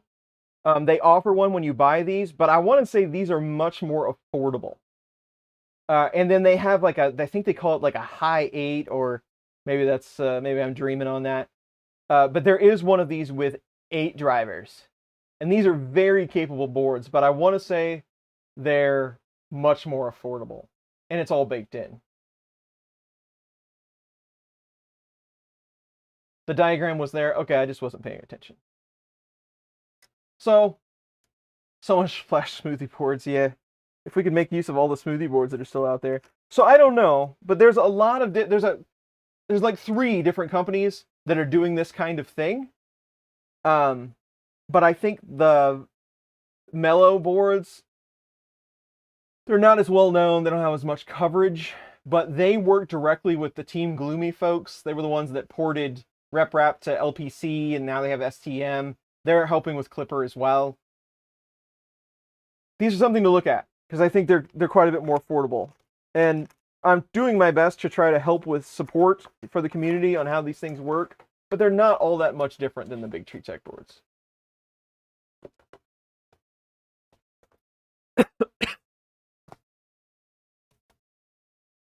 Two for X and 2 for Y.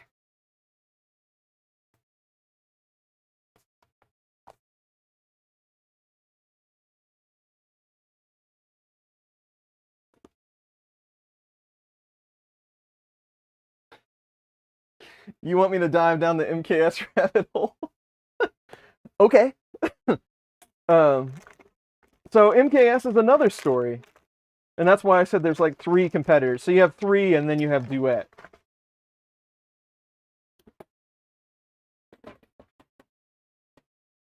First I'd have to know where those were. This is like a test to see if I don't have a main board that you call out. Don't do that, by the way.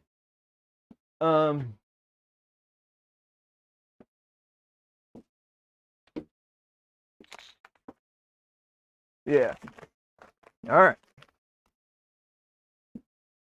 That's what I need. I just need companies to send me stuff, and they can pay me to show them on live streams, because it's very low effort, and I don't have to make any videos.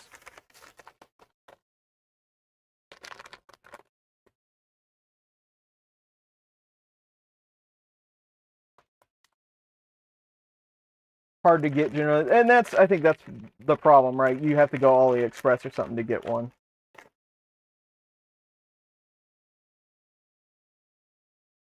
So there is that's an MKS skipper. So they're going after the same market, right? Baked in compute module, and then you have you have something like this.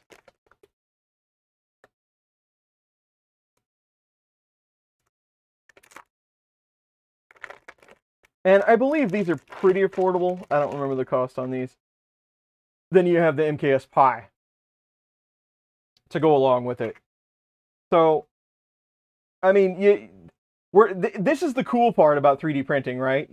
All this fast development on the electronics and things. You know, it's like they're even overrunning the firmware at this point. How do you even utilize some of this stuff? But I mean, these are crazy boards for what the cost is. This one, what is that? So on board, you get a rock chip, and it looks like 1 gig by default. So I mean, there's your plugs and everything. And then this one it looks to be exactly the same on the breakout one. So there you go. So I don't even know why we went down that rabbit hole, but there are your main options that you're going to see. There are a few others, I believe, but one, we have to get around the Pi shortage somehow. So they're attempting to do that. And two, like, you're going to see a lot of, like, if you went to, I feel like I'm saying like a lot. If you're going to run Duet 3 on one of the bigger Duet boards, you have to have a single board computer of some kind too. So you have to take all these things into account when you're setting up your brand new 3D printer. Scratch build. It's got 2 turbos, polycarb, crane cam, 4 valves a cylinder, racing stripes, the whole bit. So there you go. Everything I know about main boards as of right now. Don't forget the dual exhaust.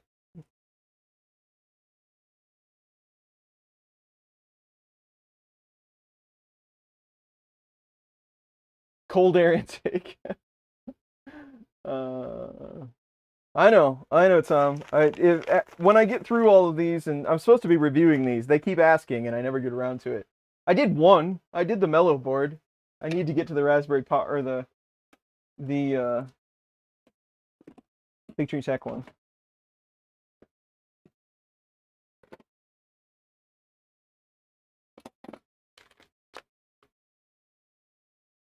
These auto closing drawers were good for like 6 months, and now there's like 2 that won't close anymore. The R sticker for extra 20 horsepower, yes. It'd help if it was bright orange.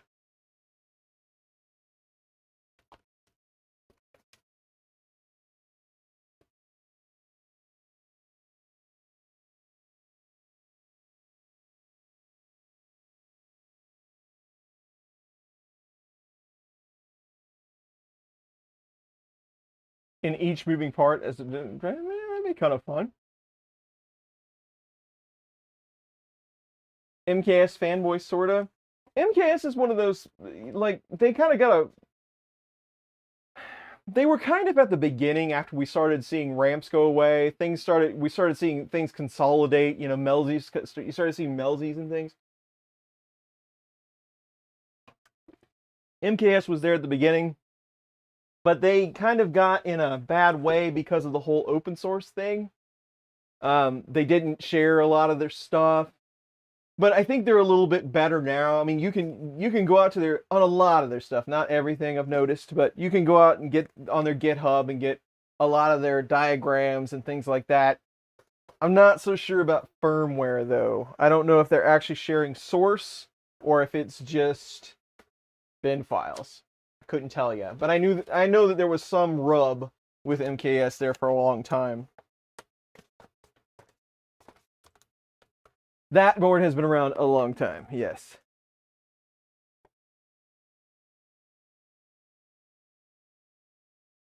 One of the OG third parties, that's right.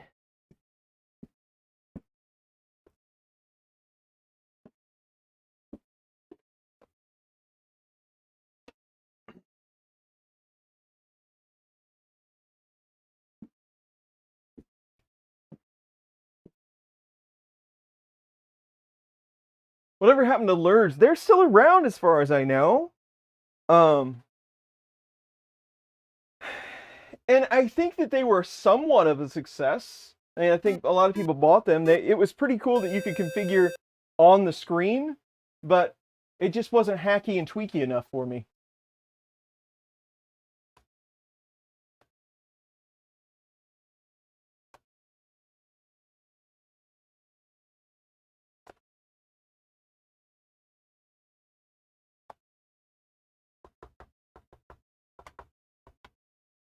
PC Duino. You talked to an Ultimachine guy at Earth? Man, I wish I would have got to talk to one of them. Rambo and Mini Rambo are still being made. You know, most of the time when you go looking for one of those, they're always out of stock. I don't know how big the Ultimachine company is. You know, is it two guys in a shed? I couldn't tell you. I've talked to, like, I believe his name was Rob. I've talked to some support folks over the years. They're always super helpful, but I didn't know their state. You know, COVID and everything, you know, broke the planet. And I hope that they survived. I would have loved to talk to those folks, though. Maybe that's something we should do. We should get on a stream with Ultimachine and see what they've been up to.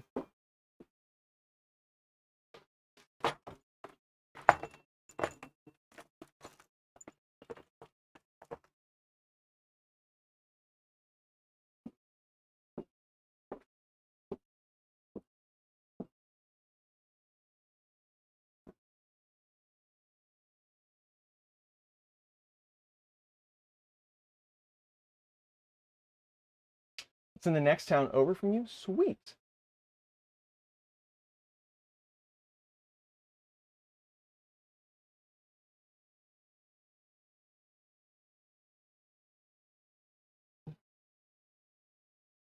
I know a lot of folks are enjoying their X1 Carbon. That's good. I'm glad that all worked out with Kickstarter and everything.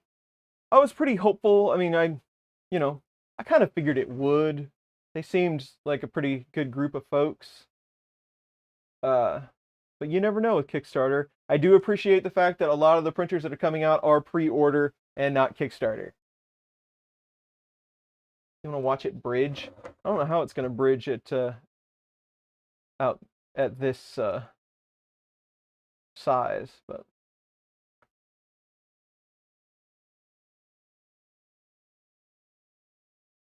what's the other one? Soval 06 or whatever it is.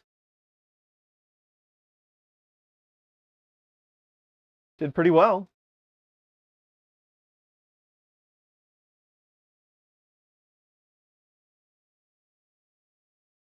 It's in Tennessee. Okay.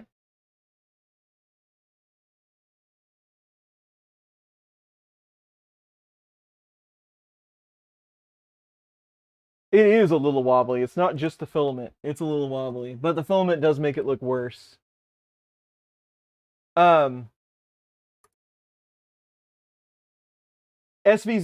yes, it's the new hotness. I purchased one of those yesterday on pre-order with my own funds, just so that we could all see what we're going to get in the box, because it is super cheap.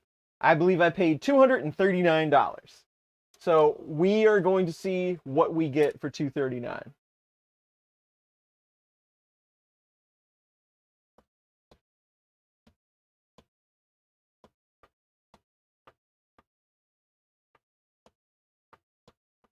I know Sergio was saying he loves that carbon when I was talking to him at Earth. And then Chuck, on the other hand, I'm really anxious to see how this whole thing turns out with Chuck's carbon.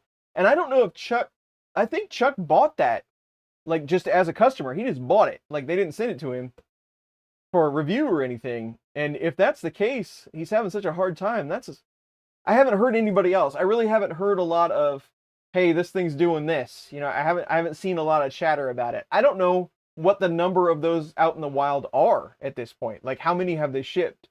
I'm sure I could find that out somewhere. I have not talked. I mean, I talked with them when it originally came out. They said Kickstarter, and I said no, thank you. But I haven't spoke with anybody over there since. So I know there's a lot of people that are closer to them than I would be. but I would like to see Chuck get that ironed out via support. That would make me feel a lot better inside. I'd sleep better. There's always going to be a few lemons, right?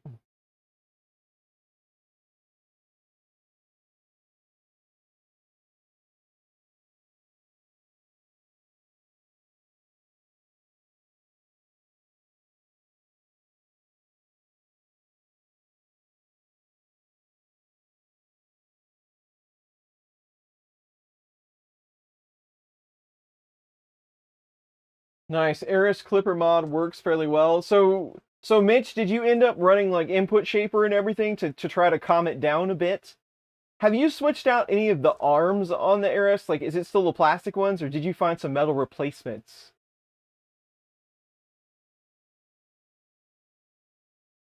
9,000 printers as of now.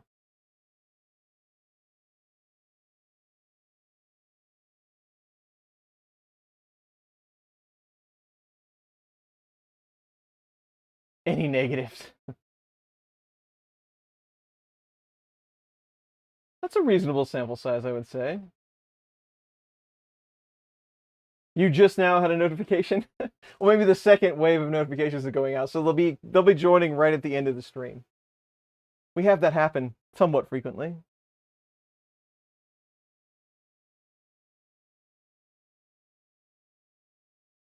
YouTube keeps telling me, hey, you should play an ad right now. What would the ad be? Like, is it an ad for my channel? Plastic arm still flexible without PCBs. Okay. Mitch, we ought to do like a chat or something. Because I still got mine. It's got a ton of dust on it. Banding on the boat. It'd be better if there was a band playing on the boat.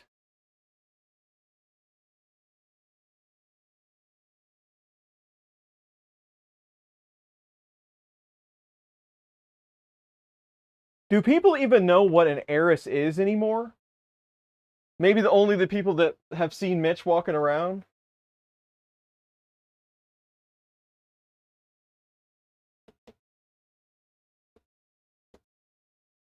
You want to see it?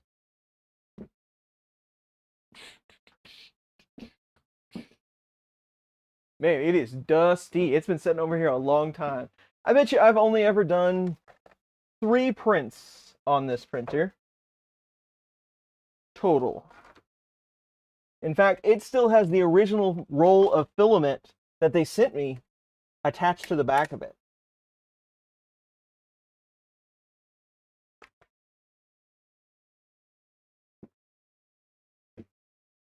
Maybe that would be a good live stream. We re-engineer and mod out the Eris.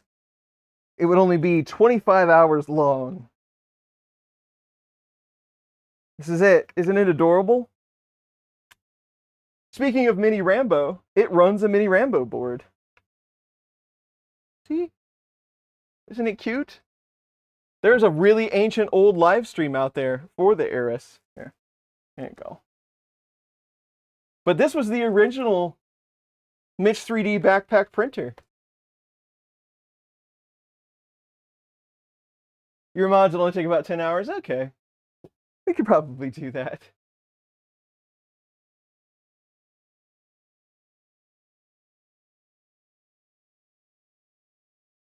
Andy, please do. Send me an email. No worries at all.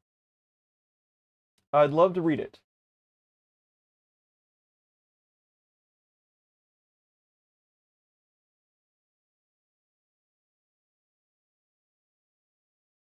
Put Klipper on it.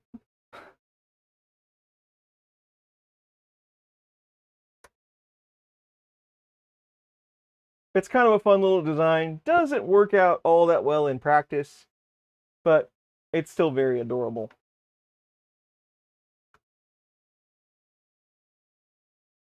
Yes, this is 100% injection molded.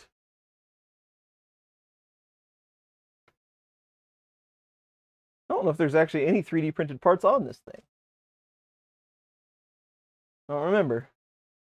It's been a long time.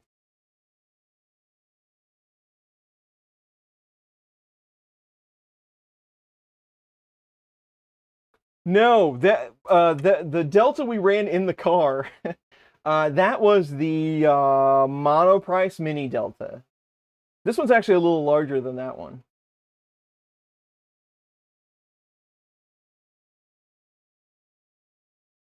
I know I don't have any prints left from this thing. I don't really remember. I think it printed okay. We'll have to do some comparisons. This filament has to be ancient. Does See Me CNC still like rebrand or make filament? That's See Me CNC filament. It hasn't broken yet, so it has some quality to it, I guess.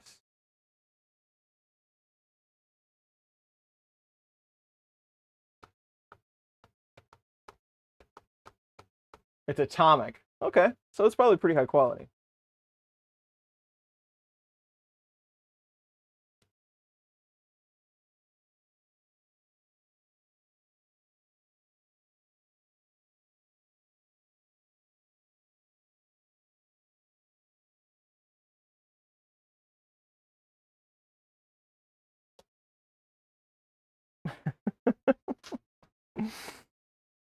I love all the blanket statements. That's what it's all about.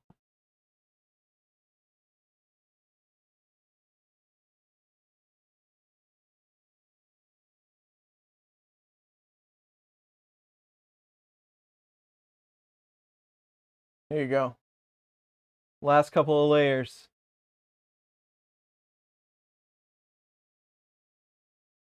Deltas count.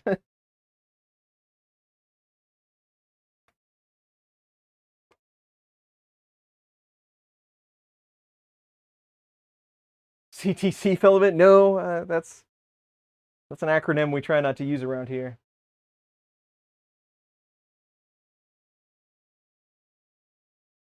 I'm gonna say that it's PTFE lined. I don't know that for sure. Does it say on their site? It doesn't say much on their site.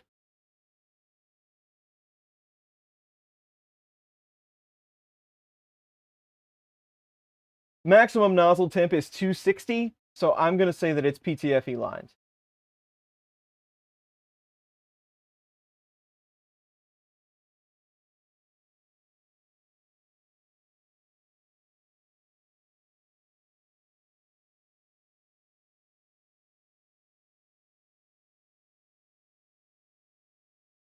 What will my quote be for BQ? I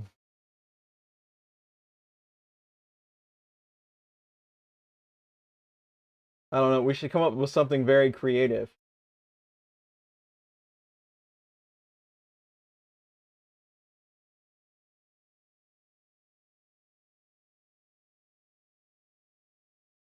I don't know. The BIQU Hurakan. How big is that Benchy? It's a 3D. The Hurakan. It's a 3D printer and it runs Klipper. The BIQU Hurakan. What's Klipper again? It's much better than cats. That's one that'll get me barred off the internet.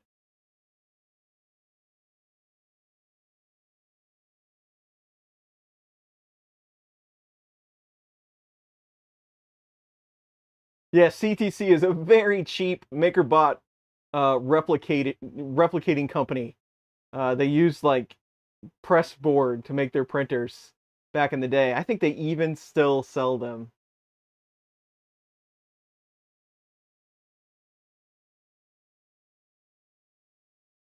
What's up, Jordan? I guess it was scaled on purpose.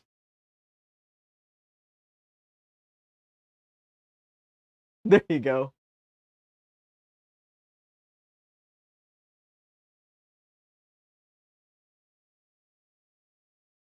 The BQ Hurakan. It's only a 3-hour tour.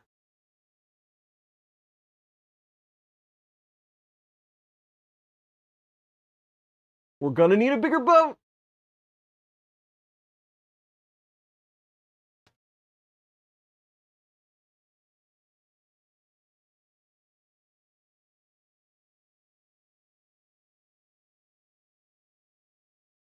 Well, for us, it's been a 3-hour and 34-minute tour.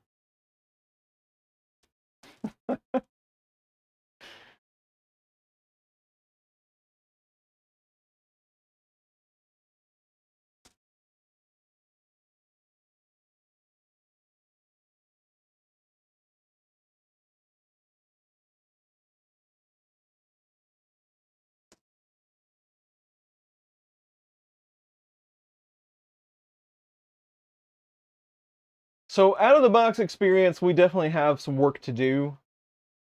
I mean, it is an i3 machine. It's going to have some of the same faults that i3 machines have. And the way these are built, the way this was intended to work when we started seeing these things hit the streets, right? The CR10 days, they're easy to make. They're affordable. And so when you're taking them beyond that level, you know, you're going to sacrifice things because of the way, the reason that they were designed in the first place. You're gonna have to take that stuff into account. But if their intent is just to break into the Klipper market, see how it does, and then go from there, sure, why not? It is a Benchy. Thanks for joining, Gabriel.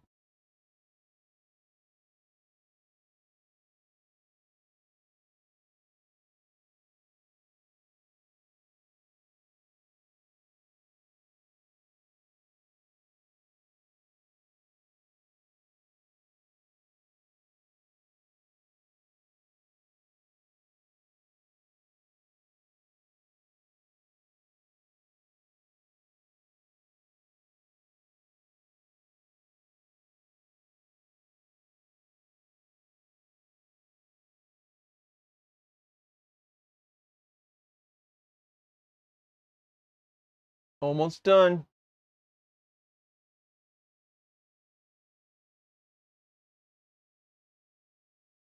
The Gilligan skipper.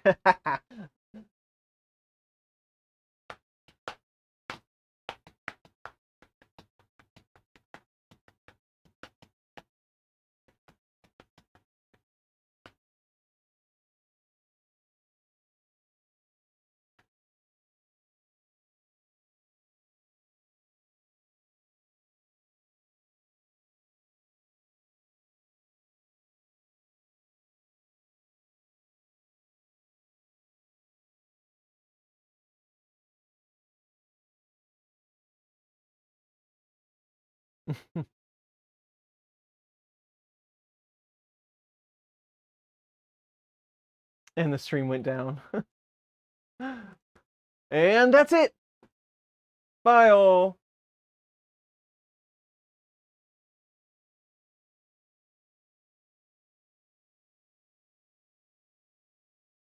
Octa 4A. So we talked about it a little bit earlier, but I'm always willing to talk about Octa 4A. Oh, and there it goes. The filament doesn't do it any justice, by the way. But Octa 4A, I need more cell phones to test. And they have to have a decent USB-C OTG port, or I can't get the phone to charge and read USB at the same time. It does seem to work. It is possible to run it with Klipper. I've seen it in action, but without me being able to say, okay, this plug works or this plug doesn't, I hate to report back like, okay, this works for me, but it might not work for anybody else. See you later, Andrew. Thanks for joining the stream. This plug right here, somebody was nice enough to send me their Google Pixel 3. This plug, Manafun, I don't know. Here, I'll show you what it looks like. I got it off the Amazons. This plug with this hub on it, USB-C, works fine on the Pixel 3, the Pixel 5, my Galaxy S8, the S10, it works fine.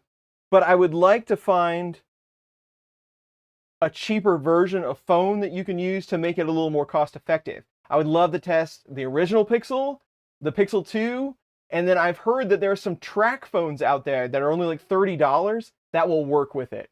So, and I've looked to try to buy some of those phones, but they're still $50, $60 a piece. I'd love to find some like with a cracked screen or something because we don't really care about that, that I could load up and test and then make a comparable video.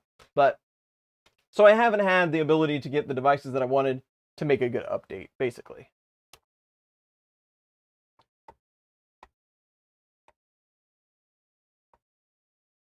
That, well, the bridge is on there, or the brim is on there. It's not a brim, it's a skirt. Klipper LTE.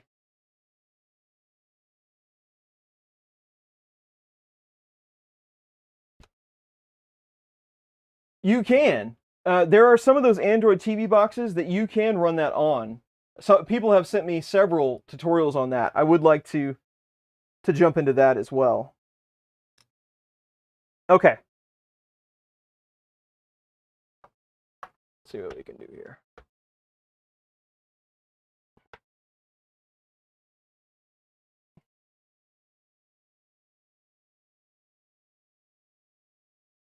So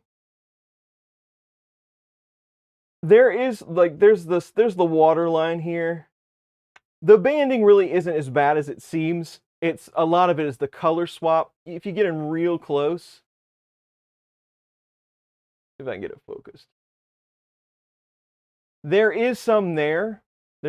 Traditionally there's a lot around the porthole, but it's not as bad as it looks because of the filament. Probably a bad choice on my part for that filament. You can see some of the seam is in here. Maybe it could have cooled that just a little better. We do have the line around there. That almost looks like just a bit of a shift, or maybe the extruder got hung up just a bit. A little echo in there.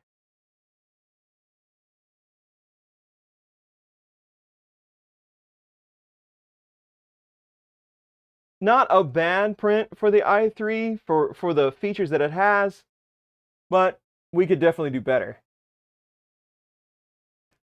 We've got to get some of the hardware items panned out. I'd like to see it get leveled. We have to tune up some of the wheels. They all feel pretty good. Like there's no slop in them, but until you really, because there's bed springs on this, until you really sit down, try to line things up, get your square out, take a look at things, you're really not going to know. So I'm sure that it can be improved, but again, remember, it's still an i3, it's still Bowden, it's still a cost-effective 3D printer design.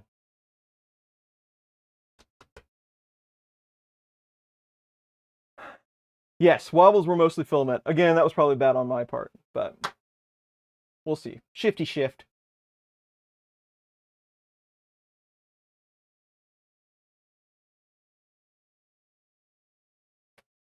All right. Canalizer parts. There is some sort of knot on this spool. That was probably part of our problem. Not the best test in the world, but we'll do more videos on this. We'll see what we can do with Input Shaper. We'll see how all this pans out. It can be, I don't know, at this price point, what else would you build? I mean, you could go get an Ender 3, put Klipper on it like we did in the video series. You could achieve the same results. It would be cheaper if you could find a Raspberry Pi, or you could go to another one of these boards that have everything on one. It's not bad, but I don't know that I would choose to buy one like this. I'd probably still go with like ultra cheap and then put my own parts on it, just as a hacking and tweaking machine. Even like for the first time 3D printing user, this would probably be okay, but it's probably not your best bet. If you were the kind of person that wanted to come into 3D printing and just start printing stuff out of the box, this probably still isn't. This probably isn't the way to go. It's still going to need just a little bit of help. So, first look, that's what I think so far. But we'll continue to take a look at it, see what we can do.